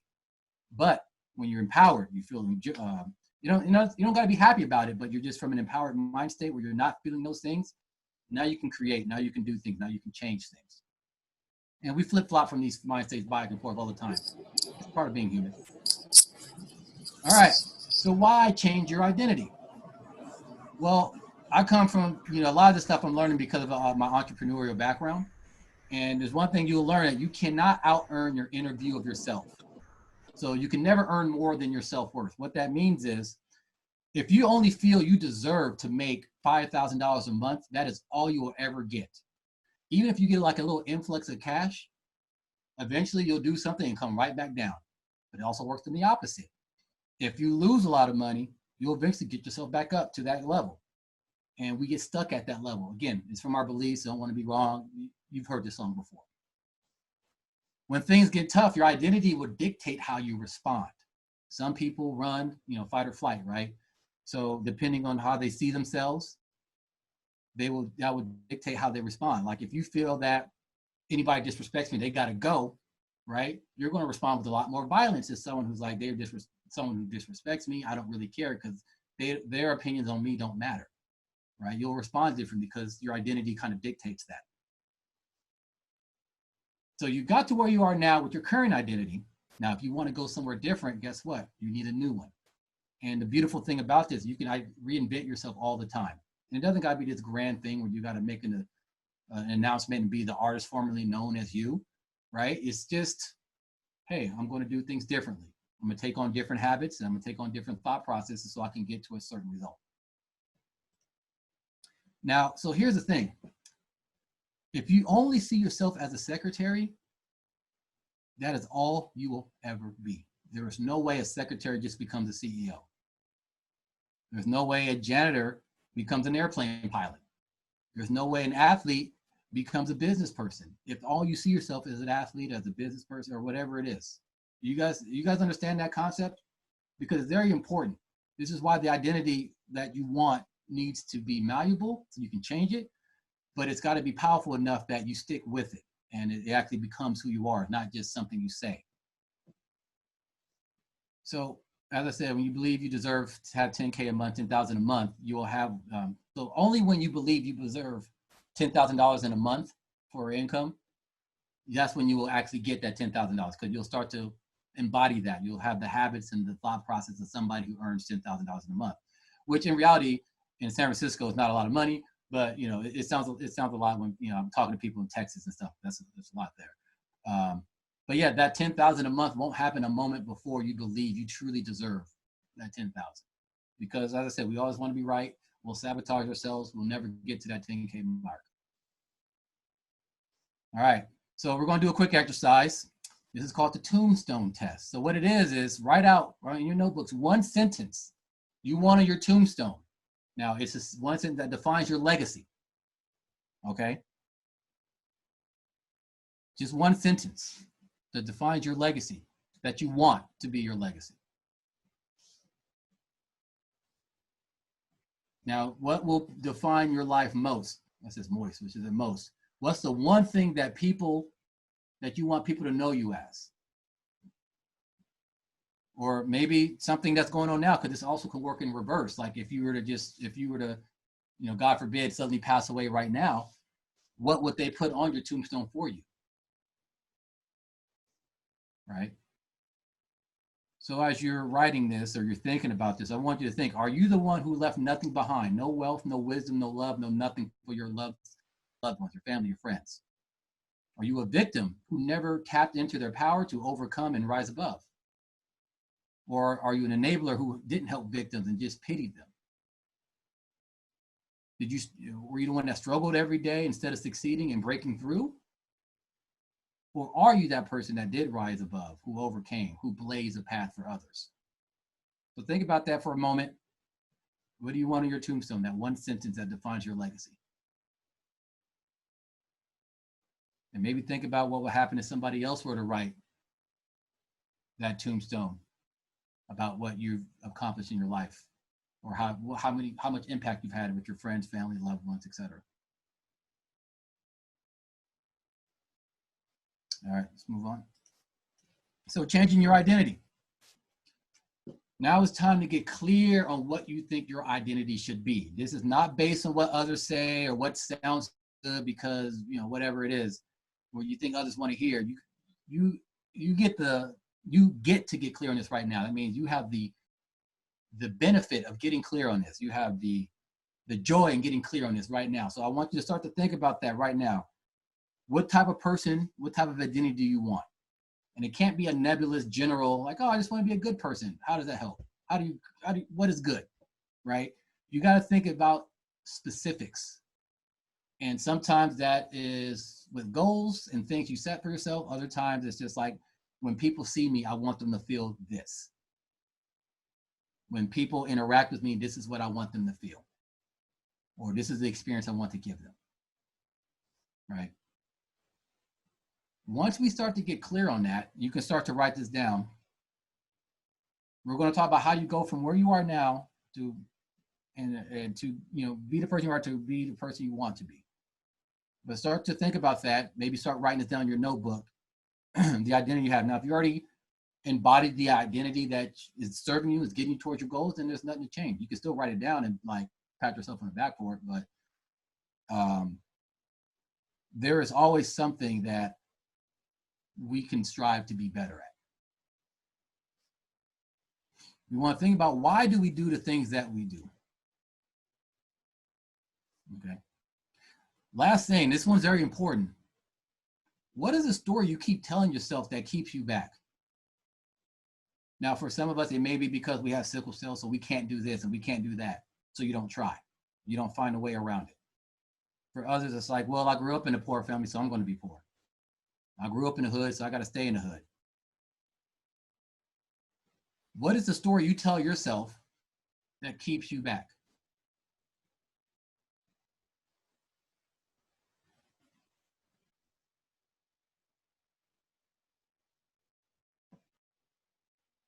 All right. With that said, there are 3 shifts we can make right now. Change everything. First, urgency. You don't have the luxury to succeed later. It's got to happen now. Look, we got Corona going on, running rampant in the streets, right? We don't know how much time we have left, even if we didn't have Corona going on. You know, tomorrow's not promised. And as I say, the graveyard is a place where it's the richest place in the world, because there's so many unfulfilled dreams, ideas, aspirations that just went unfulfilled and was taken with that person to the grave. So if you think you have tomorrow to get started on that diet, or you got tomorrow to get started on that business, you got tomorrow to get started on repairing that relationship, you could be wrong. Vic, actually, your analogy of the graveyard being the richest place in the world, I've actually heard that before. Yeah, it's actually it's a pretty common saying, and I love, it's one of the things I love the most. Next, the next 3 shifts, of the 3 shifts, full commitment. You can't just dabble in whatever it is that you're trying to accomplish. Think about someone who's trying to dabble in fitness and health and weight loss, right? Well, go to the gym a little bit, maybe eat good for lunch, that salad because it's available and easy. That person's not going to get healthier if 98%, 99% of what they do is unhealthy things, and you're kind of trying little things here and there. You got to commit yourself. A lot of people are afraid to do that. And you got TTP, trust the process, right? Understand that it's not going to just happen overnight. Whatever it is that you're trying to achieve, it's going to take time. But trust that eventually you'll get there. And trust that you may not see the results right away. You may not see the results when you expect to see results. But if you are staying congruent to whatever plan you have, and you're marking off things, and you kind of see where you're headed, you'll get there. You gotta trust the process. Easier said than done, but it's what it's time to do. Third thing, the authenticity to myself. So be who you are. Just because you're changing your identity, it doesn't necessarily mean you're changing who you are. It's more like an enhancement. So what I like to do to help myself with this is think of myself as I'm creating that alter ego, that superhero, right? So like me as right now, I'm Clark Kent. But my identity that I'm trying to become is Superman. Clark Kent and Superman are the same guy. But Superman is like the embodiment of everything Clark Kent really is and wants to be at like the highest level, at least when it comes to like Superman, so flying around and wearing his underwear and outside of his clothes and all that. So that's the same thing I'm asking you. So you're still being yourself, but you are being the best version of yourself, especially if it's pointed towards a goal in particular. Right? So you play to your strength, and you can improve your weaknesses or you can outsource them, right? Especially when it comes to business, right? Like for me, I'm trying another diet to see if I can lose a belly I'm starting to develop because of Corona and shelter in place. You know, they call it the COVID-19 that we all pick up. Now, I'm a terrible cook, and I have no interest in learning how to cook. So I'm gonna say, okay, well, I can outsource a weakness. I can see who can cook for me. Maybe my wife, maybe I can hire somebody to meal prep for me, whatever it is. But I'm not gonna let anything stop me. Now, if I didn't have that option, I would just have to figure out a way to align cooking with one of my values, so then I start to enjoy it. But in general, if I can just outsource it, I will. You can do the same thing so you can keep your identity front of mind. And this one's the last one's a bonus one. Is full presence. So never go through the motions, right? Just because you're committed and you do things every day, if you find yourself going through the motions, you're not going to get as much as out of the result as if you went all out. You gave everything you had. You totally committed yourself to the process. You check in every moment on your beingness. Like, how am I being right now? Am I focused on my task? Am I enjoying the process? Am I actually doing what's important, or am I just doing things? Like, often a lot of our kids in our basketball program, we tell them to do a drill and they just do it because an adult told them what to do. But they don't necessarily understand why they're doing it. They're not necessarily going as hard as they can because they don't understand that this is going to help them in the basketball game. But that same mentality we all have as adults in certain areas of our life. Even areas where we don't think are important, they are. Goes back to the saying, how you do one thing is how you do everything. All right. Each decision is an opportunity to move you towards your goal. So if I want to be a person who is fitness, more fitness driven, every time it's time to sit down and eat is for a goal. Every time I try to sit down and get some work done, I'm like, maybe I should go for a walk first before I sit down to my desk for, an extended amount of time. All decisions that we can make to help us get to our goal or not. We have the power to do that. So here's some possible traits for your new identity. First off, you need to have clarity of self, who you are, what you want. Fearlessness, so you go for what you want. And fearlessness doesn't mean you don't truly feel fear. It's just that you act in spite of fear. You're a go-getter. You don't wait for someone to give you permission. You just go for it. Emotional resilience is the big one, especially for some of the caretakers in the community. We'll get into that in a moment. A productive person, not just doing productive things. Strong-minded individual, so you don't let other people, their opinions affect who you are and how you think about yourself or other things.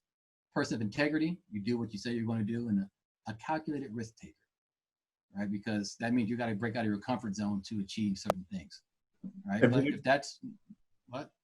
Oh, sorry about that, sir. I'm sorry. Go ahead. But if none of these things resonate with you, or these things you don't want part of your identity, then you figure it out for yourself. But I will go in, these are very common that people want, so I'm going to go into those. Can I ask a quick question? Yeah, go ahead. So just kind of relating to your idea of commit, I apologize if this isn't the right time, but I just wanted to ask Carolyn, for her to run her organization, dealing with what you deal with, how does that tie into your philosophy right now? Like, because you're countless hours trying to work high-end wellness to its greatest point. How do you deal with that? Like what do you mean? I'm not sure I understand the question. I'm relating it to the idea of commitment. A lot of us don't have to deal with certain things that other folks have to. Mm-hmm. So it just further enforces my idea about commitment to learn about somebody like Carolyn and her commitment to this and to me, when you said countless hours, it's every hour. Even though I do take care of myself, and I do make sure that I have time to breathe, take time to, eat right. I'm actually going to the beach after this. However, I actually dedicate 10 to almost 20 hours a day making sure things happen. It's just the way that it has to be because I'm on call all the time. That's my commitment. This is my purpose. I accept that this is my purpose. I love it. And it's not really a job. It's just what I do. So, what I can share with others is if whatever it is that you really want to do, it means that you actually put in the time. Now with that, over time, you'll have staff to be able to also accomplish those things that you set out that you want done. So I've always worked on what's called a strategic plan for everything, whether it be my husband's company, Cayenne Wellness, or the orphanage. I've always had a strategic plan in place, written down, of what needs to be accomplished within a certain period of time. And for myself, when I've done that, no matter what, I've always accomplished that which was written down. Sometimes it was within that time frame. Others, it may have taken an additional year, for instance, because of the funding. But what I would share is that put it in writing, put it in your binder, and make it happen. And it always does, because it's staring you in the face and you're doing those things towards it. So for myself, strategic plan, time frame, and all that you're doing is constantly towards that. Even people who you talk to, you're working towards that plan. I love it. I love it. Stole some of my slides. Thanks for that. All right. That was great. That was great, because we'll actually dig into some of that really soon. So the first thing, clarity of self. So if you don't know what you want to be or what you want to go, you're going to kind of be lost in the sauce. You're not going to be able to do much of anything. And honestly, a lot of people have that issue. You ask them what do they want, they'll say something on the surface. Oh, more money. I want this, spend more time to fame, whatever. I'm like, well, why? Well, because more money. I can pay the bills, right? And it's all surface level. But not a lot of people actually dig deeper and see why they want things that they want. Basically examining their values that they have currently, let alone knowing what they are, and then creating a plan for themselves to actually live the life that they want to live. So a life by design and not by default. So part of the joy of having a big vision, and hopefully the vision that you have for yourself and what impact you have is big, because all of us have great potential to do whatever we want to do. Now, it may not be always that easy to figure that out, depending on where you're coming from. But we all have potential to do great things. Most of us squander that potential, but you can make a choice to be different. But again, part of the joy of having that big vision is knowing the person you get to become to achieve that big vision. So again, for my entrepreneur background, a lot of people say, oh, they want $1 million. Well, I can give them $1 million and they'll lose it in 10 minutes. But what if instead they desire to be a $1 million business owner?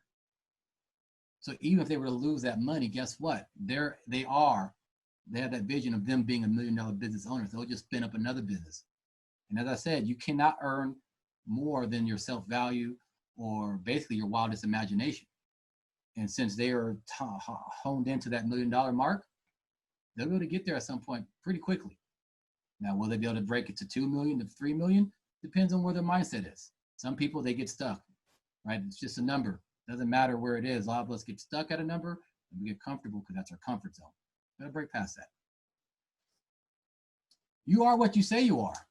We're gonna go into this in a moment, but you gotta be very careful about the words that you say about yourself, to yourself, and all that, because your subconscious will absorb that. It'll start to become one of your beliefs. And we already know what happens when the wrong beliefs are, you adopt the wrong beliefs. So I don't know what happened to the rest of that. That's supposed to say world. So I want you guys to take a minute, just like Carolyn said, write down your vision right now. Bonus points for those who can declare it to the world, either to this group or to a friend or on Facebook or whatever it is. Take a moment, write it down.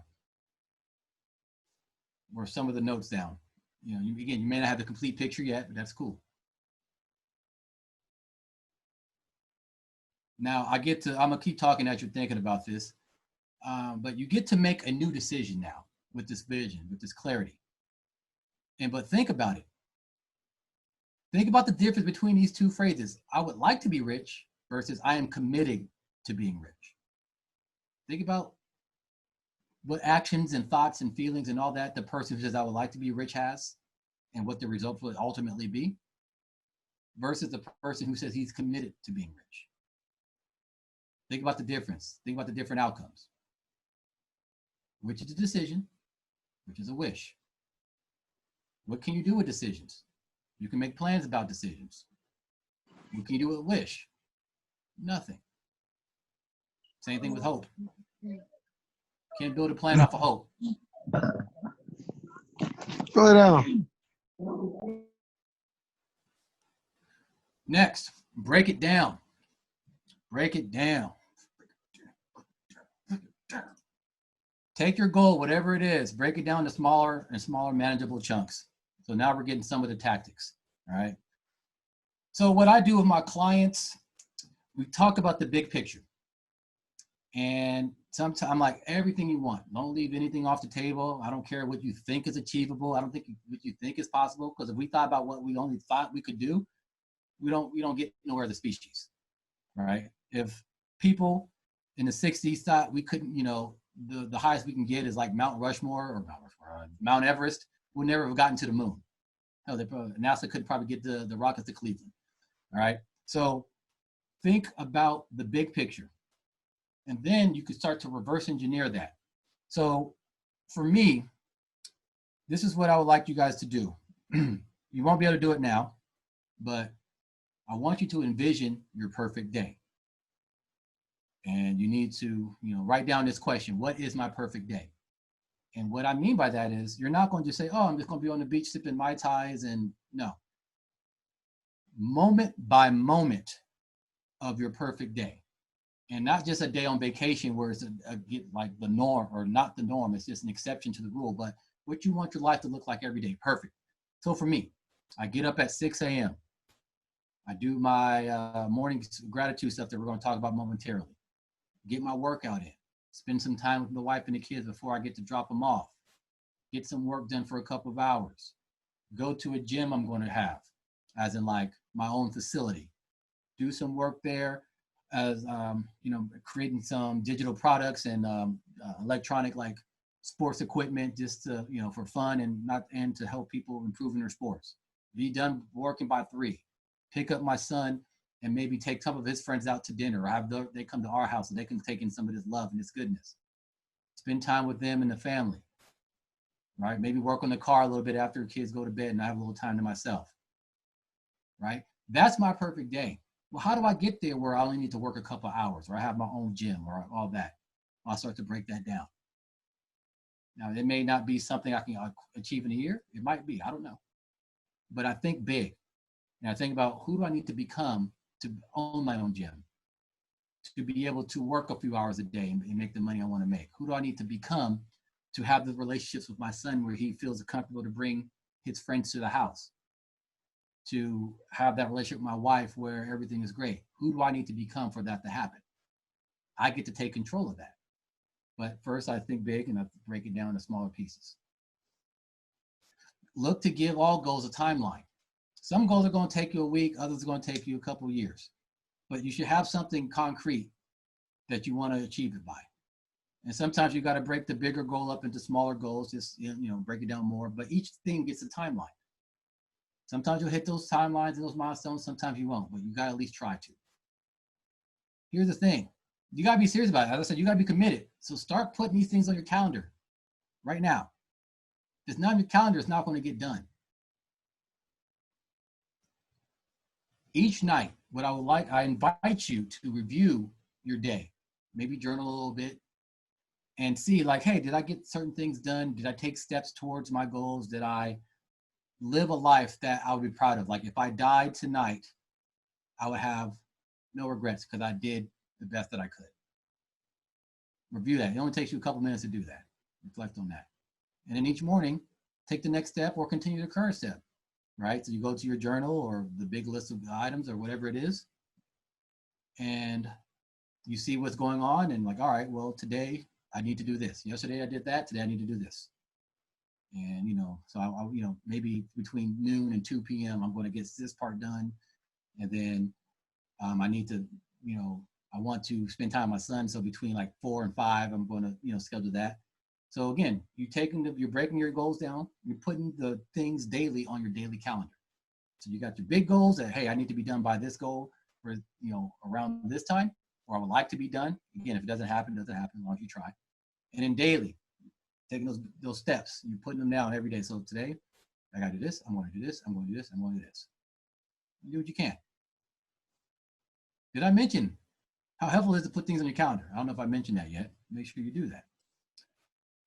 And then reward yourself so you don't burn out. Big goals can be tough because sometimes you don't get to see how quickly or how, what's really going on behind the scenes if you're getting close to your goal.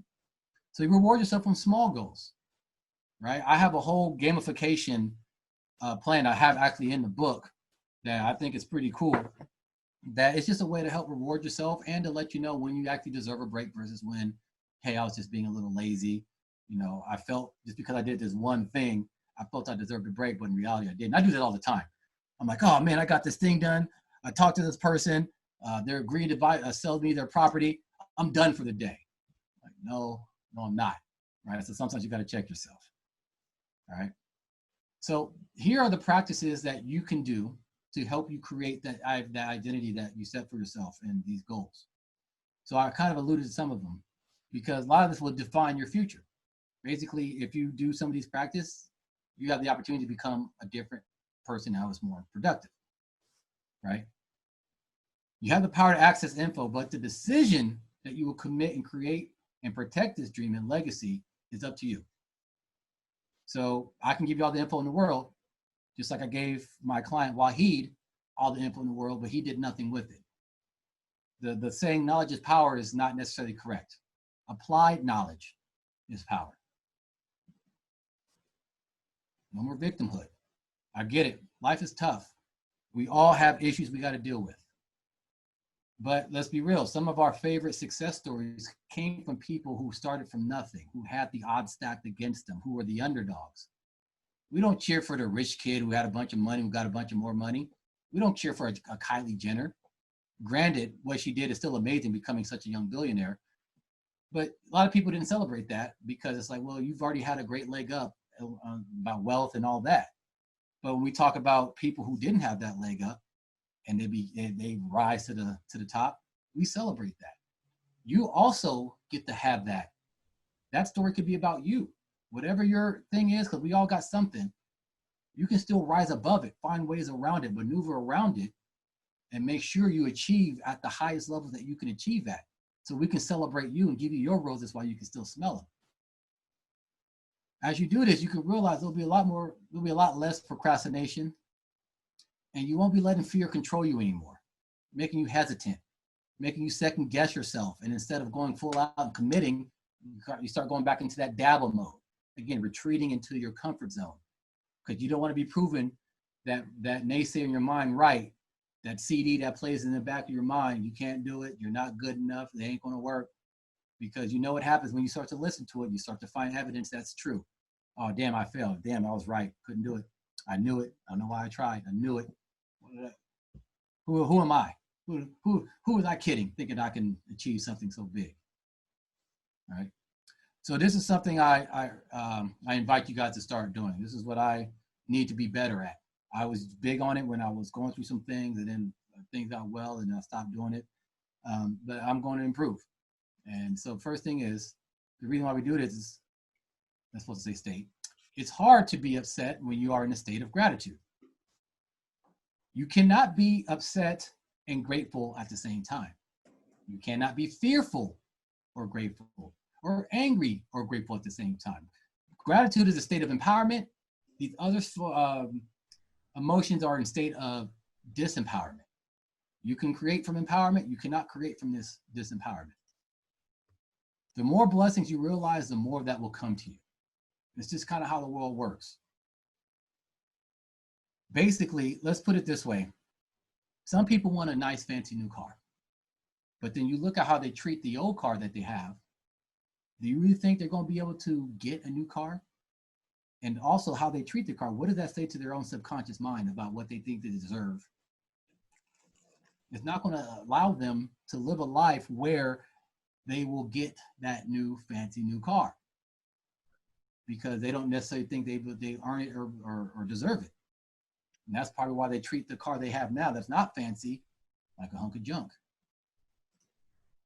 Be mindful of your day. So as you're doing your morning gratitude, you just think about all the things you're grateful for, big and small. You're in your life, you know, you have any aches and pains today, or if you have aches and pains, maybe they're less than they were yesterday. The people that are in your life, the good things that happen, hell, even be grateful for the bad things that happen, because as I said, there's an opportunity in those things to learn something, to grow, to, there's something there. So you're going to be mindful about the things you're about to set forth and do in the state of gratitude in the morning. It doesn't take you very long, right? Go ahead and say a prayer and tap into your spiritual side. So, if you're religious, say your prayer, whatever it is, do that. Get in touch with that. Have that ground and center you to keep you focused on what you need to do for the day to get you going. Now, so far, all the things I've talked about, these tactics aren't necessarily hard to do, especially when you start to align yourself with what you really want. But you still got to actually put in the effort and start to change how you think. And it won't be that hard to actually start doing it, because this morning gratitude takes you like 4 or 5 minutes. You can do it when you're waking up, but you're still kind of asleep, but your mind is working. You can start this morning gratitude practice at that time before you even open your eyes. It won't take you much time. Now, if you want to take 30 minutes, 45 minutes and meditate on it, that's great too. It's up to you, your life. Can't tell you what to do. Affirmations are real big. I also have an audio and a YouTube video that I've created with some of my favorite affirmations. I can give a link to that later. But you want your affirmations, whether or not you use somebody else's or you write your own, you want them to be a realistic, but a stretch. So you want to start to stretch your comfort zone. The more you say them, the more those messages start to take root in your subconscious mind. So now they start to become your beliefs. They send a powerful message to the universe about yourself and the person that you're becoming. You're taking it seriously. You're committing to who this person you want to be. Think positive and meaningful skills. So do I get some examples? You want to make sure that you have your affirmation, you say them out loud and you say them with conviction. Like if you could say them like you're a monk chanting a prayer, your subconscious won't pick that up. It just seems that you're just saying something, right? But if you say it like you mean it, you're going to actually feel it, physical feeling in your body. And it's usually a good feeling, like, yeah, you feel powerful, you feel ready, you feel good about it. It takes some time for you to build up the courage to say things, even when there's people around you. But once you do, that's when you start to notice things really take off. But again, you start to believe different things. So you react different ways. That's going to help you get to your goals, right? Again, say it out loud, even if you're not alone. Here's some examples. I create the life of my dreams. Go ahead and say it with me. I create the life of my dreams. Versus, I create the life of my dreams. Versus I create the life of my dreams. What is going to be more impactful for me? I create the life of my dreams. My dreams. That's right. I create the life of my dreams. You see that? You say that enough that way, you're going to believe it. You're going to feel it. I am a self-starter. I enjoy getting things done. You see how that works? That's right. I choose to be successful in each area of my life. My mind is becoming totally focused on achieving my dreams, as opposed to my mind is becoming totally focused on achieving my dreams. Which one sounds like the truth and which one sounds like a lie? Here's the beautiful thing. When you start to do this, and I even wrote about this in the book, you're going to start to notice situations when the affirmations are coming true. So the same way we can kind of always want to be right, it works for your benefit as well. So I remember there was a time when somebody said, I was still working at the time. And I said, the life of my dreams, right? I just kind of said it. Just like, no, I was creating this function for the code and blah, blah, blah, blah, blah. And I caught myself. And I thought it was kind of funny. But then there are certain situations in life where I noticed, like, wow, you look back, like, oh my God, I actually wanted to do this thing. I'm actually doing it, right? So Antoine can relate. We're talking about when we started the Champions, that started because we were tired of how we were being treated at a basketball camp. Now, if I was saying affirmations at the time, I would have noticed, like, we created our camp and then later our AAU basketball program into the way that we wanted it to be. Basically creating the life, we get to live this, we get to do this, we get to breathe this our way of our dreams. You start to recognize these things. And guess what happens? You start to recognize these things. You build momentum. You build that positivity that you want to share and bring forth. And other dreams will start happening. That's how it works. It's like a locomotive. It starts very slow. Just going towards whatever you're going for. But once you get that first, the second comes much faster.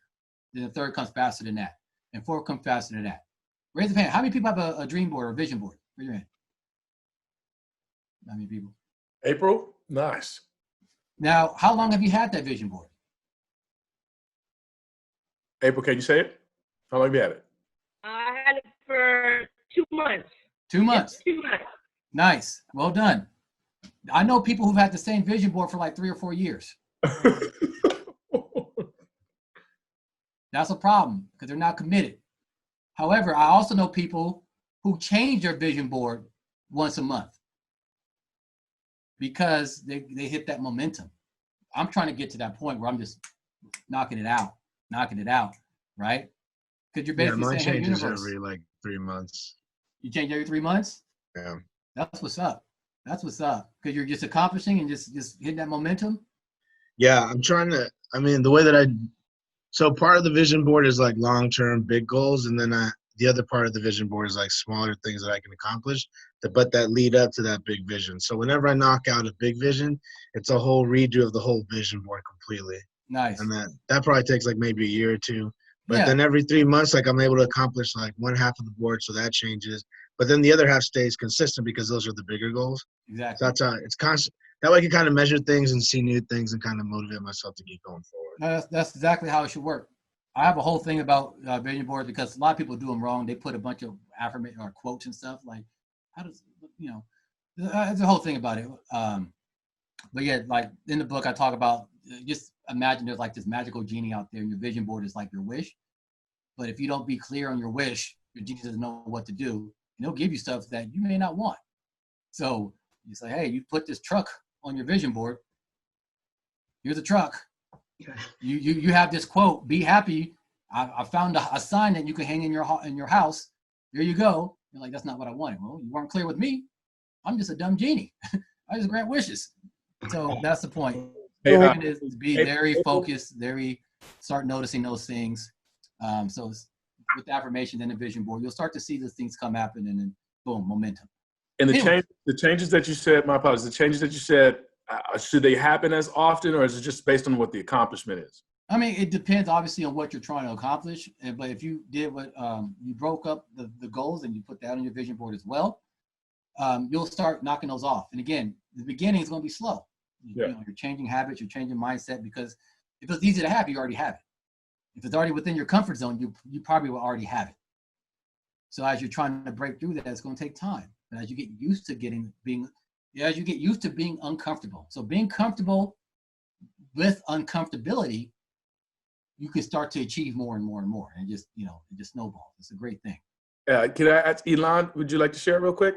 Sure, just 2 things. Can you hear me? Yes. Okay, great. So the first thing I was going to say about being specific. So I had an example about that a couple of years ago. It was raining pretty hard in the Bay Area and my patio flooded. And I had to laugh because one of the things on my vision board, I typed out waterfront property. Kitty girl. Wait, that wasn't what I meant. You see? That's waterfront for sure. You best do your thing. You see? Yeah, so I had to revise it and then very specific on the next round. So the thing that I just took off was my MSW from UC Berkeley. That was specifically up there, and my LCSW was up there next. So it feels great to be able to take those things off, but I have that in one part, and I have some long-term goals also. So I kind of did the same thing that Kimball has going, that it's sectioned off. And it was maybe about almost 10 years ago now, I saw this house that I absolutely loved in the Oakland Hills. I still have the announcement from that home being for sale. That's on my vision board because I want that house. Nice. I love it. Okay. You get it. You get it. So it's mine. April, That's what you got to do. Like I have a whole thing about this, and I'm running low on time. Damn, I told you I got a lot of stuff I want to talk about. Take your time. I mean, at the end of the day, the flow of the exercise doesn't necessarily need to have so much time for Q&A. We like to have these opportunities for people that are involved in this presentation to give us their feelings as well. It just we always want to make sure the interactivity in here continues to be. If the flow works that way, that'd be great. Like I'd like to hear what April had on her board, if we have time for that. That sounds good. Yeah, I didn't have anything on vision boards in this presentation in particular, but since we talked about it, there's a lot of things that goes along with it. But again, just like with the affirmations and everything else, when you keep that stuff front of mind, you're always going to want to be proven right. So if you're seeing something in your vision board and you're working towards it, your mind is going to be focused on those things as opposed to things that will get you away from what you're trying to go. That's why vision boards can be powerful, but you got to be specific. If you're not specific, you put your mind to work on something that is not necessarily going to help you. Your mind is a goal achieving machine. It's like a missile, right? A guided missile. You just point it to where it wants to go.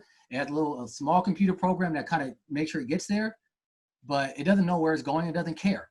Just that's what a missile does. Your mind works the same way. This is why you got to be very specific. All right, visualizations. So this is a practice session for the real thing. Olympians use it, major athletes use this. Basically, your mind does not know the difference between your imagination and a memory. So if you actually visualize that perfect day that you're going to write out later on, and you visualize it every day, and you're just going through it, and like the more detail you can do, like every sight, sound, smell, touch, feel, every conversation, your mind will start to think that's a memory. And guess what? We base a lot of our beliefs from past experiences. In this case, it will think that the things that you're achieving are memories. So you will start to see the world differently based on something that hasn't happened yet. This is also why a lot of athletes that are like top of their field, they stay cool under pressure. Why? Because they, quote unquote, been there before with these visualizations. You know, most people would crumble under the pressure, but to them, it's just another situation that they've been practicing for in their mind. And it feels just as if they were actually there. The better you can visualize, the better your result will be, right? Now, here's the thing. Any contradictions in your mind will ruin the vision. So if I'm like, yeah, I'm gonna be a millionaire, I'm gonna be doing this and doing that, but then in the back of my mind, I'm like, I'm in debt. I'm gonna be, I don't even know how to make $10,000 a month, let alone $1 million a year, right? Then it won't work because you're gonna be lying to yourself. Your brain's like, you don't know anything about that. It won't take hold. So you got to make sure you visualize something that your subconscious can do. So if I want to be a millionaire, and I'm nowhere close to that, I'm not thinking about millions. I'm thinking about my next step. Does that make sense? So maybe my next step is $10,000 a month, and I'm already making $5,000 a month. Oh, your brain's like, oh yeah, I can see that happening. And then I get to 10,000. I'm like, all right, my next step is 20,000. And I get 20, I can do 40,000, right? And next thing you know, now I'm doing 80,000 a month, which is roughly $1 million a year. So that's how that works. It's got to be somewhat believable, just like the affirmations, right? You kind of, I'm supposed to say feel your way through situations beforehand. It's like the athletes do, kind of talked about that. So this is an exercise that I would like us to do right now. It's called Smell the Leather. Now, Elon was talking about the house she wants. This works well. If you want a new car or whatever it is, this will actually enhance your visualizations. What I invite you to do is, if you want a new car, especially if it's something very expensive, it's not like a Honda Accord or something, go to that car dealership, sit in the car, smell the leather, see what it's like to feel the steering wheel. If you're able to test drive that car, so you can just see what the acceleration is like, all that. If you're looking for a house, go to the house. If it's an open house, go inside the house. See what it's like to be in the house. Sit in the furniture, even if it's staged, even if it's not what you would do. Get used to the house as if it's yours. If you're into fancy watches, go to a fancy watch store, try on some of the watches. Feel the weight of the watch, the precision of everything, how the gold and all that feels on your skin. Feel that. So that way, yourself, that back of that mind stuff, when you start to visualize later on, you're not saying like, I don't know what it's like. I don't believe this is real. I don't think I can do it.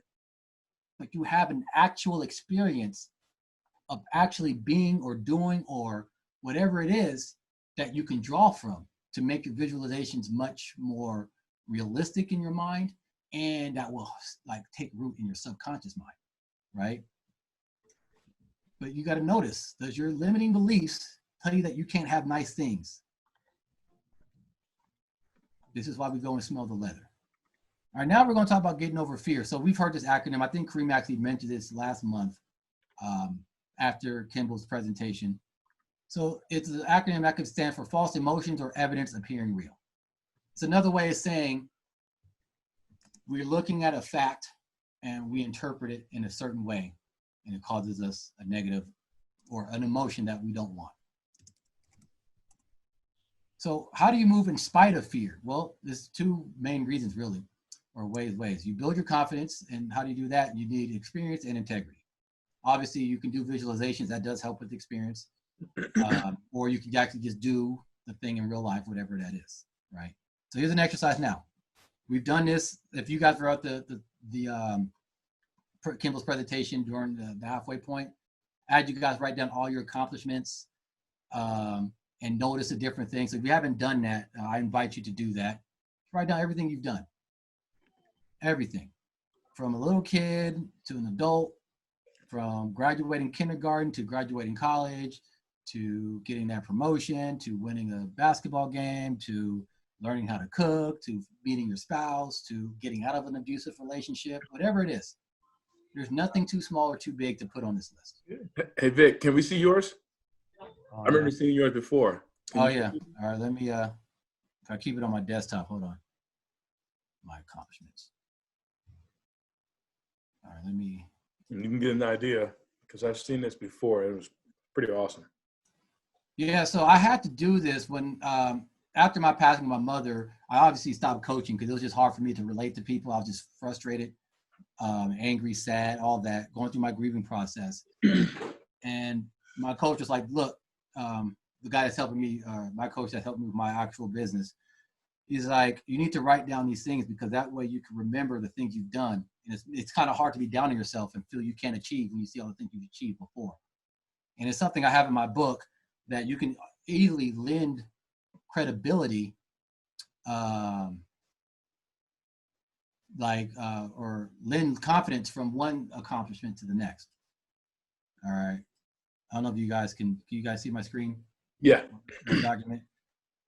So like I just wrote random stuff that came to the top of my mind. Can you make it any bigger?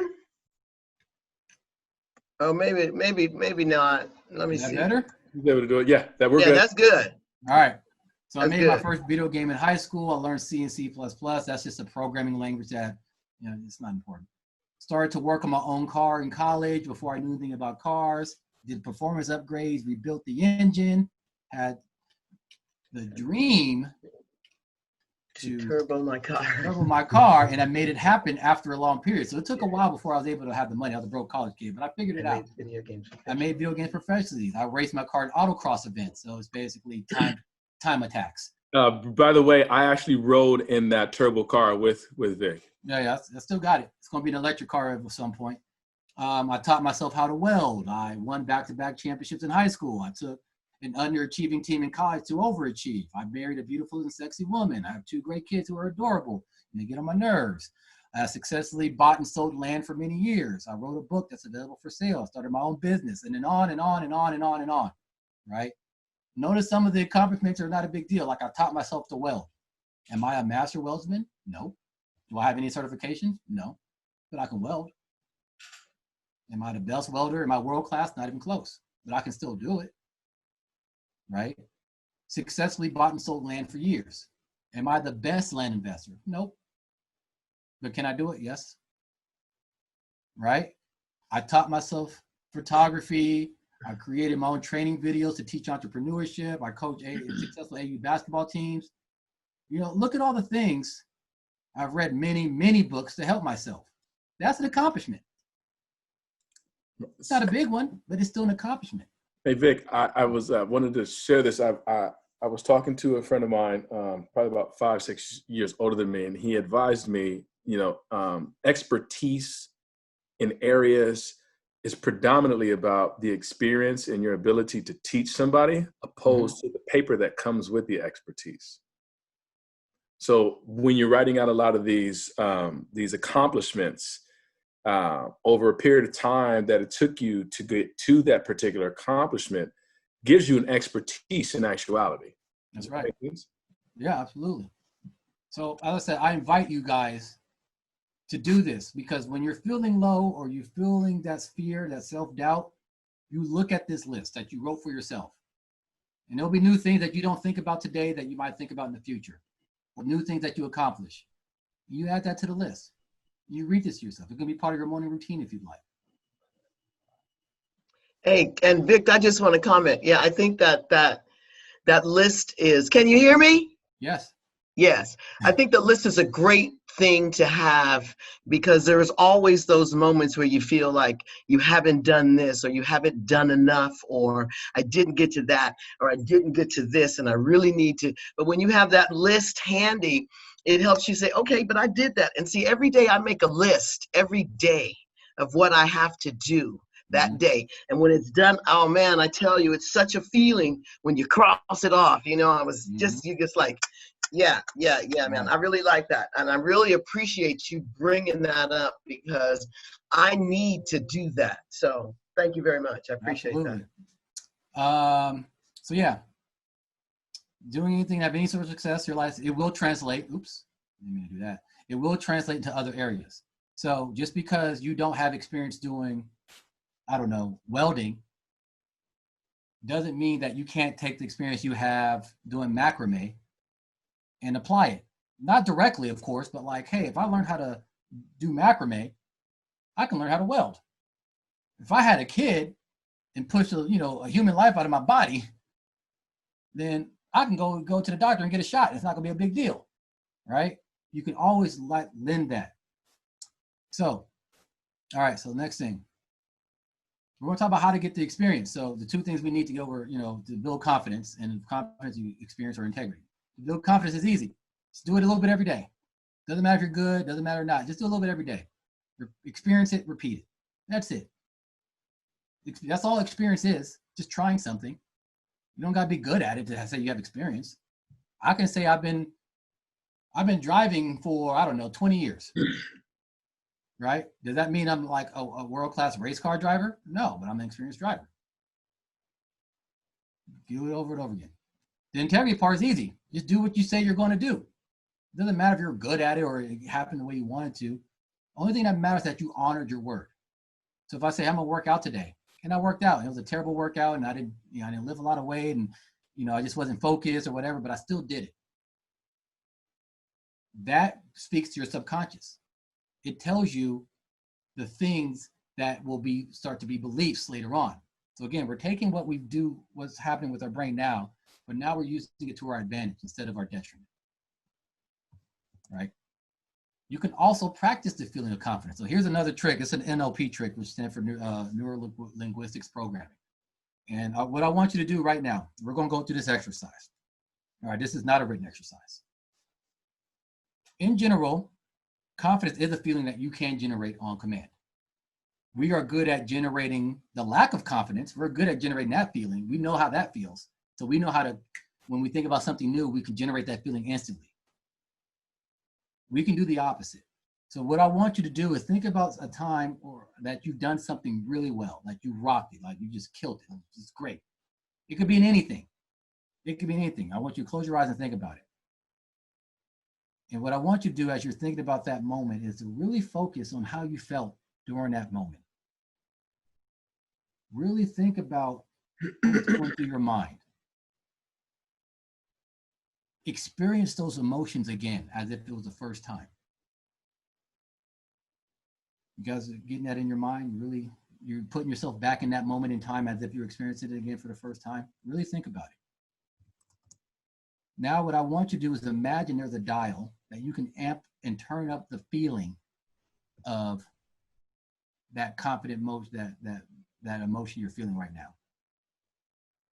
Really turn it up and start to feel it. For me, I feel that feeling in my stomach. And when I turn up the dial, I can just feel the intensity grow a little higher. You may feel it somewhere else, that's fine. But really turn that emotion up. And then on the count of 3, what I want you to do is make a hand gesture, something that you don't use every day. And as you do that hand gesture, I want you to really focus in on that emotion that you're feeling, that sense of confidence, of accomplishment, of I did it and I did it so well. And I want you to do that hand gesture. Again, don't have a hand gesture that you use for other things. I want this to be unique. So you only use this for this. All right, so on count 3, 1, 2, 3, do the hand gesture. Okay, good. Think back about that moment again. Go back to it. Feel that emotion. See if you can dial up that excitement, that energy a little bit more. On the count of 3, we're going to do the same hand gesture. We're going to do it again. 1, 2, 3. Ooh, I'm feeling good. I'm getting tingles. All right. One more time. One more time. Think about that moment. Think about how you felt, what you did, how great you feel, how the hard work paid off. Do the hand gesture. 1, 2, 3. All right. Now, if we had more time, we would do it a lot more times. But what we were doing, we're anchoring the feeling that we were generating to that emotion. So guess what? Now, when you're feeling a little stressed, a little unconfident, or whatever it is, you do that motion that you just anchored that feeling to, and the feeling will come back. You guys heard of Pavlov's dog? He was a Russian psychologist that he trained his dog to every time he would feed him, he would ring a bell. And after a while, after a while, when he would just ring the bell, food would come out and the dog can eat. But after a while, he would ring the bell without having the food triggered, but the dog was still to drool as if it was about to eat. So the dog associated that ringing bell sound with food and eating. So what we just did is we're started the building blocks of associating that gesture with the feeling of confidence. I've been doing this for a little while, and the more you do it, the more it gets ingrained into that. So when I do this, I feel really good. And I feel confident, like I'm ready, right? If you do it just once and just exercise, it probably won't take that much of effect because it hasn't been done enough. But that's something you can do right then and there to generate confidence on command. Walk to that board meeting, right? You're going on that date, you're about to play a video game, whatever the gesture is for you, you do it. All right. Tiger. There you go. There you go. All right. So getting over fear some more. You can create a sudden shift, change in mind shift at will. So we kind of talked about that a little bit. You can put yourself in a different frame of mind or a different mind frame by using your emotions. So here's another exercise. This is going to be fun. All right. You can turn off your mics for this if you want, but we got to say this out loud. All right. So the phrase is birds don't poop at night. Okay. That's a phrase. Now I want us to say it all out loud. You can turn off your mics if you want. Turn it on. I don't care. I love some Dave Chappelle stuff right now. All right. Just say birds don't poop at night. Birds don't poop at night. Birds don't poop at night. Birds don't poop at night. Don't poop at night. Birds don't poop at night. Now, Just once, people. Just once. Now, you probably said that in a more neutral way. That's fine. Not much emotion. But this time, I want you to say it as if you're afraid. Right? We got to put on our acting cap. Become Denzel Washington. So we're gonna say birds don't poop at night. Let's say it as we're afraid. Birds don't poop at night. Birds don't poop at night. Birds don't poop at night. When you say it that way, do you notice any shift in how you felt? Yes. As you said Yes. Okay, now let's say it as if we're angry. Birds don't poop at night. Birds don't poop at night. Are you kidding me? Birds out of your mind. Did you feel any shift in your Birds don't poop at emotions night. as you pretend Why to don't be you? angry? All right, let's say it as if we're happy. Birds don't poop at night. Oh my gosh, Birds don't poop at night. Birds don't poop at night. Birds don't poop at night. Ridiculous. We're saying something really silly, right? Yeah. But we're able to control how we felt as we said it. I love it. That is the power of shifting how you think about things and then your mind frame. So if we could take a meaningless phrase like birds don't poop at night, but associate it, or not necessarily associate it, but feel happiness, fear, anger from saying that, what do you think you can do to your regular life when things just come up and happen? Gives you a little bit more power. You guys see how it gives you a little bit more power in how you handle and handle things that just kind of come up? You see how much power you have over your own emotions and how you feel about things? I like that. You can easily do this. If you're feeling angry and you don't want to feel angry anymore, I mean, you can use birds don't poop at night all you want, but you can easily use something and say it in a different way, even though you're acting, and it'll start to shift that to the emotion that you're trying to feel. That's how much power and control we have over ourselves that we don't realize, and we give it away often. Oh, I'm mad at that person. He made me do this. He made me angry. Did he? He actually he can control what emotions you feel. You gave him that power. All right, well, that's your decision. But I invite you to look at it in a different way. You reacted to something and you got angry because you chose to get angry. Birds don't poop at night should remind you, and it's something so silly, you're not going to forget this, by the way. It's going to remind you, you have control how you react to things. And it's going to remind you that no one is in control but you. Again, that's very empowering, but some people don't want that responsibility. They'd rather point fingers and blame and be the victim. All right. We did the power gesture already. Great.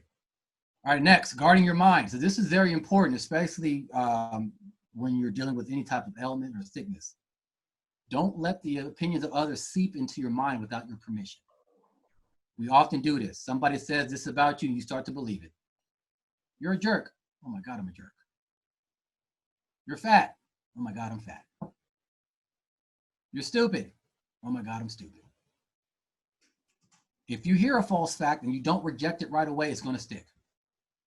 That's how it works. Your subconscious will take it in, just like an affirmation. So when you allow people to tell you about yourself and you accept it, you start to believe it. It becomes a thought. And the thought's going to repeat. And guess what happens to those repeated thoughts? That's right, they become beliefs. This is why people who are very overweight and they lose weight, even though they are now at a normal weight, they still feel like that fat person because they've taken on that identity, that belief that they're fat. Losing the weight wasn't the issue. Now that's what they believe they are. And what usually happens is those people relapse and they gain that weight back because don't want to be wrong. This is all subconscious. This ain't a conscious decision. It's a subconscious thing. Don't want to be wrong. Next thing you know, they're slowly gaining the weight and they're back to where they were. Even though if it makes them happy, they still believe in the back of their mind that they're fat. Also, especially if you're a caretaker, do not get enrolled in somebody else's sob story. Oh my God, this happened to me and this and that. And I get it. A lot of people you feel bad. And you start pitying people. How does that help them? Can I ask a question? Yeah, go ahead. Edina, you're a caretaker in this situation. How do you deal with patients that you work with that have those fights with you about you giving them a piece of advice and they just... I don't have any fights with them. Oh, cool. Well, shoot. I mean, I try and encourage them and reinforce, that positive element because I know that they're suffering, and whether it be bearable or unbearable, they're suffering. So, I try to listen. I try to use that mindful, effective listening, and then support them in what they feel, and try not to take on what they feel, because somewhere in there you've got to have a separation, or else you become too involved, and then you feel their pain. And while I understand that they're in pain, I don't want to feel like, oh my goodness, I need to get over there and try to save them, because I can't do that. So I just try and stay open and listen to them and try to encourage them to move forward with all of the ideas and thoughts that they might have about how they want to live their life. But then I tell them, you've got to narrow it down, pick one thing at a time and accomplish that, and then move to the next one and move to the next one. So, yeah, but I don't have a lot of difficulties with patients because I don't leave that. I don't want that line like that. I want our communication to stay open, and I want them to be clear that I am there to support them. And that's it, Nice. Although, I want them to know that they can work on their own. You like it when the patients don't, people living with sickle cell don't really need all of your assistance, because they've got to take some ownership on themselves. 100%. But I am there to support them. And as long as they understand and know that, then, I'm good with that. Perfect.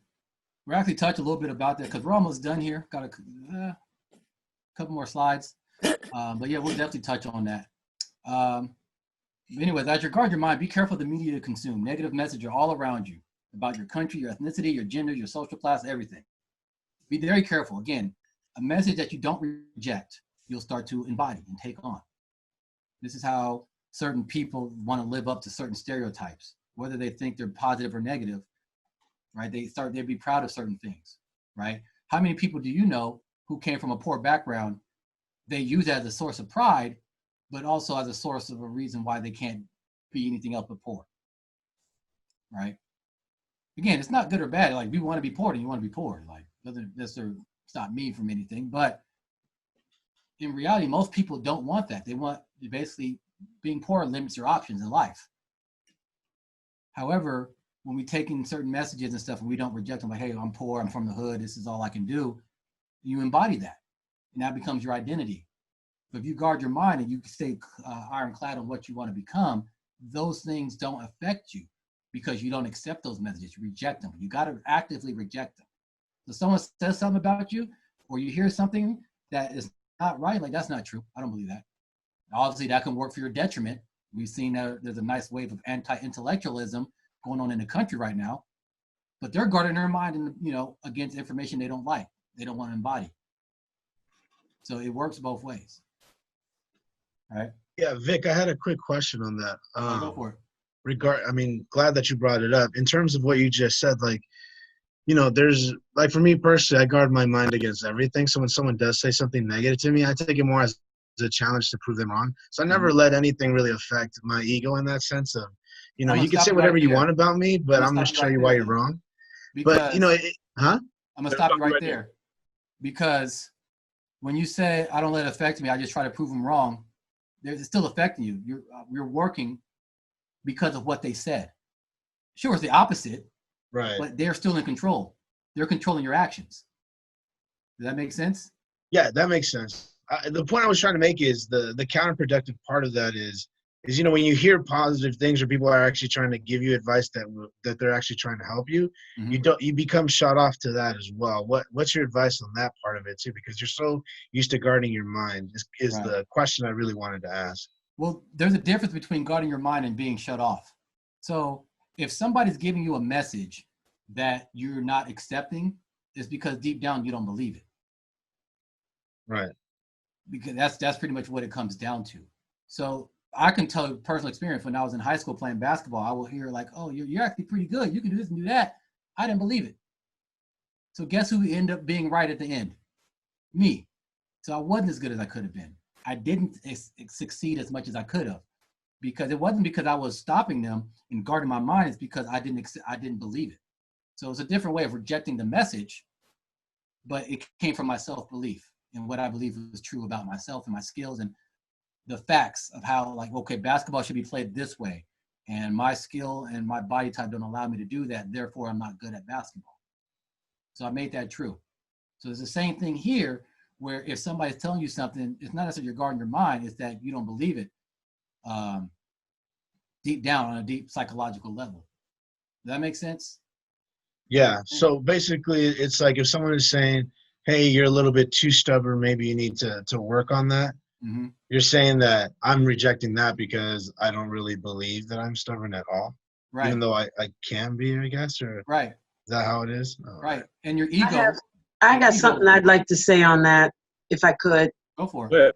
I try to hear what someone is saying, not just listen, but to actually hear what they're saying. Because if someone says, oh, Tina, I don't think you can do that, you can't just shut that off right there at that point. Because especially if you respect the person that is talking to you, okay, you have to hear why they think that you can't do that. Okay, then you decide at that point, that's crap, I ain't hearing it. But you already heard it, so you were able to make a conscious decision about it instead of shutting it down as soon as you hear it. Right. Because sometimes people are telling you bad things that you need to hear. And it's up to you to decide whether you're going to listen to this person or not. And it truly, for me, it depends on the messenger. If Dina's my best friend, if she was trying to tell me something, I am totally trying to listen. Not that I'm going to do what she says, but I hear you, girlfriend. I hear you talking to me, and I'm paying attention to it. So within yourself, you have to decide. Don't shut anything down until you examine it, and then decide. I'm done. No, that's perfect. In fact, because how I explained it, I made it sound like you're trying to just close-minded. It's more that exactly what you just said. Yeah, you can hear it, you examine it, but you got to reject it if it's not true, right? Now the ego makes it tough because the ego makes it personal. Like, he's talking about me. How dare he? Why I oughta? That's the ego talking. That's not you. Right. Exactly. Right. Exactly. Yeah. So that's what I'm saying. And then you're letting the ego control you, or the other person control you by saying that. But yeah, Tina's right. That's exactly how it should be. Yes, because when you are truly egoless, and it's possible to be that way, not easy, but it's possible, people can say what they want to you. You take the message, you examine them, and you're like, well, maybe I am a jerk. Let me think about that. Huh, you know what? This person is right. I've actually been acting in a way that will constitute me as a jerk. Do I want to change it? Nah, I don't care. Or yeah, sure, I want to change, whatever. But the point is, you can't let other people's thoughts and opinions just run rampant in your mind, because then you'll start to embody them, and then you saw how that played out. So yeah, that was. Thank you for sharing that. Shirley, did you have something you wanted to share? I saw you right in the chat box.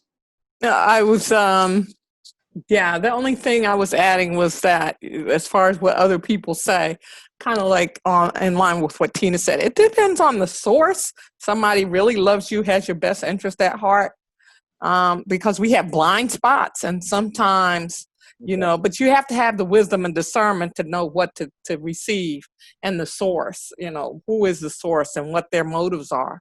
Mm-hmm. How well they know you, how much wisdom do they have? Right.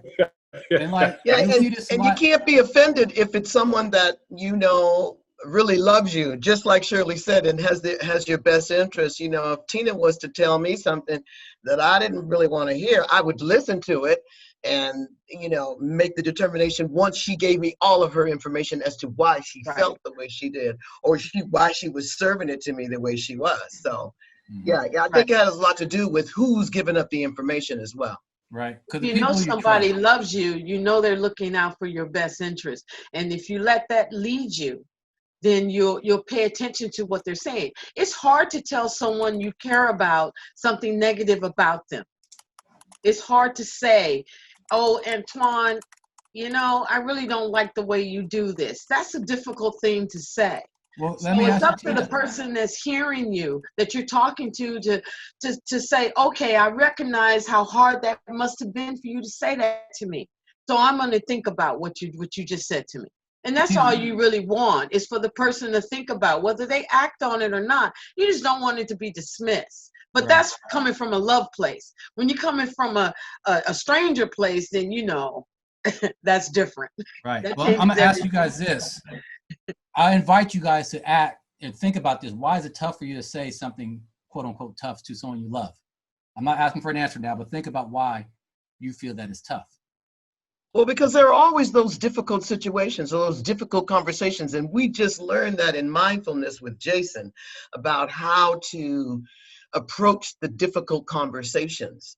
I think it takes practice, and you really have to be conscious of what you're saying to the person at the time, because they're not going to really receive it well anyway, because it's not a good subject or it's not a good topic and they don't want to hear it. But there's ways to serve that information and people will be more receptive. The thing, I know exactly why it's hard to tell someone that you love something negative.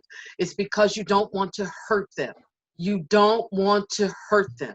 And you know what you're about to say has the great possibility of hurting them. So you try to choose your words carefully as you can. You don't always say what you want to say the right way. And you're trying not to hurt them. And it takes a lot of care to deliver a hurtful message to someone you love. Right. It's hard to do that. And that's why you put it off. You put it off and put it off because you don't know how to say what you want to say without hurting the person. But that's the Yeah, thing. that, Tina. And then on top of that, also, you don't want to lose that relationship either, because from that pain, if you have that fear of losing that relationship because of the pain you may cause, even though you're trying to help, but then you also have your own personal fear of losing that, and you don't want to lose that. Right. So you have both kind of ends working at the same. It's hard. I Yes, want it is to very hard. interrupt here real quick and just say it is 2:02. I've seen that some people have already had to sign off because we're a couple minutes over. I've been watching the chat box. We have already taken care of all of the questions that were put in the Q&A. So we're going to keep this on live for about 7 more minutes until 2:10. So if you have a question that you weren't able to get in, now's the time to ask. Victor, if there, I mean, I know we kind of like started taking over with all of these ideas and questions. No, that's fine. This so good. But if there, is any last thing that you want to leave us with? Let me see. I was going to talk about the ability to have emotional resilience, understand circumstances don't dictate your results. Pity doesn't help anybody, it can hurt them. Kind of touches a little bit of what we were talking about. So I was going to ask you a couple of questions to facilitate that conversation. But a lot of that is attachment that we have. And the quicker we can do away with attachment, we can just act in a way that is actually best serving. It's hard to do that. It's extremely difficult. I can't do it, not yet anyways. But all the things that we're mentioning, we talk about giving hard information. So we're attached to an outcome, we're attached to a relationship, we're attached to something. And now we worry more about that than what needs to be done, or the right thing, at least what we feel needs to be done. Not right or wrong, just, you just kind of shift your focus on what's important. Because are you attached that they actually listen and do what you said them to do? Or are you attached that they just have the information, they can do what they want? Again, nothing right, wrong, indifferent. You just got to understand where your feelings are coming from and what they mean.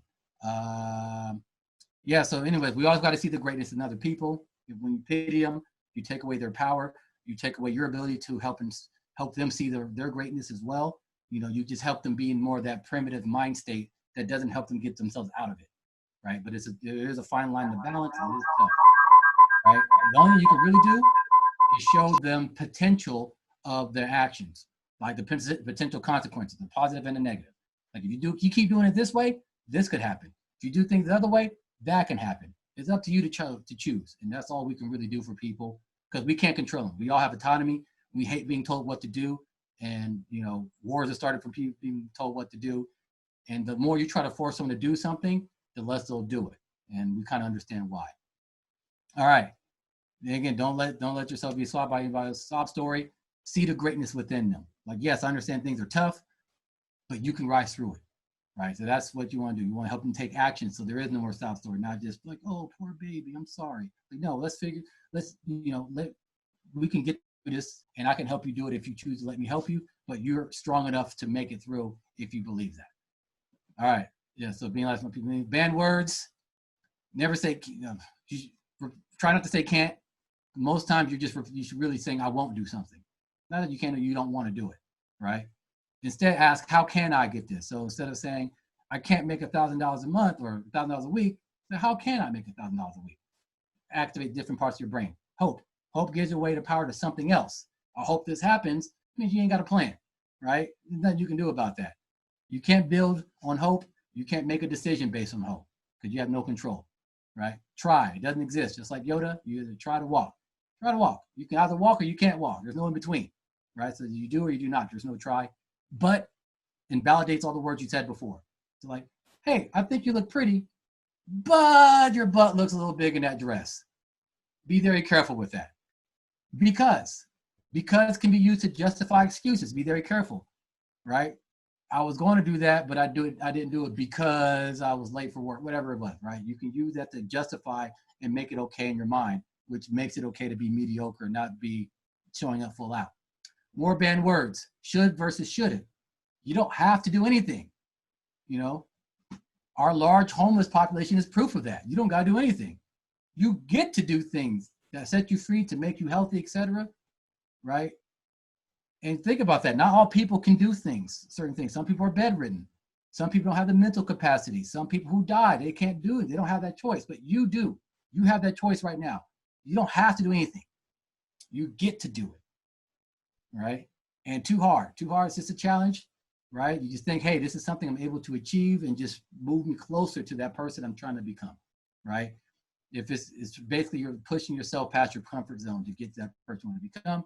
All right, fixing procrastination, 3-second rule, public deadline. So just say, hey, I'm going to get this done, and you're going to tell people. Like, it's going to get done by Monday, you tell people. It's much harder to procrastinate when you have other people knowing you got things to do, even if they're not responsible for what happens at the end of it. I like to give myself the carrot and the stick. So the carrot is, I like this, like, if I get this done, I allow myself to, get this treat. But if I don't get it done, then I got to do something to punish myself, or deprive myself, whatever it is. That works well. And then aligning my goals with my interests. Sometimes these gamification, so just different ways to kind of look at things. Focus time. Again, put it on your calendar. Time to just focus and tell everybody, don't bug me, leave me alone. I guarantee you there's no emergency out in the world that somebody else can't handle, right? You're not God, so you don't got to handle everybody else's problem. People will figure it out, especially if it's just for 30 minutes, as you're just focusing on one problem, right? Turn off all the alerts on your phone or your computer. You can even buy apps that can do this for you.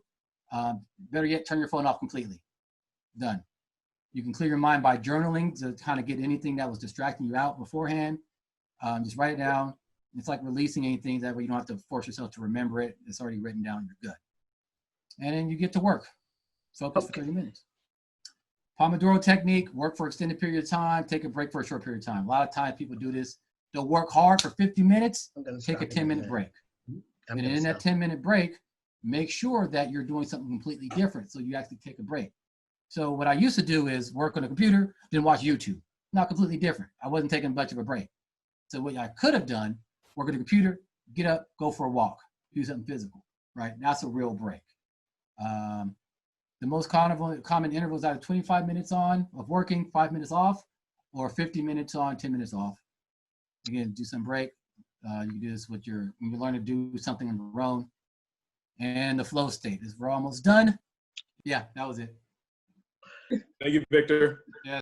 Glad you made it all the way to the end. I am Kristen Fung, and I really appreciate you for sticking it all the way to the end and joining me in this month's AEP course. I also want to thank you, Victor, for such an inspiring talk about entrepreneurship and how to be productive and overcoming fear.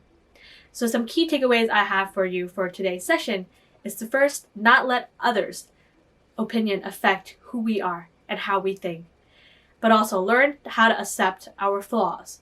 Second is to keep a journal or Google Doc of all the accomplishments we've done in our entire life. So then whenever we doubt ourselves, we can look back into it and gain that self-confidence, because it's super important to never to doubt ourselves. Like Victor said, success begins with believing in yourself before anybody else does. And so I hope these serve to empower you wherever you are. Again, please check us out at our YouTube channel and click that subscribe button if you haven't yet, so that we can send you notifications and so that you can also rewind and rewatch. And also check us out at our website, so then you can find more information about our organization and just more details about program speaker and next program date. Again, let's change the perception and make it happen in 2020.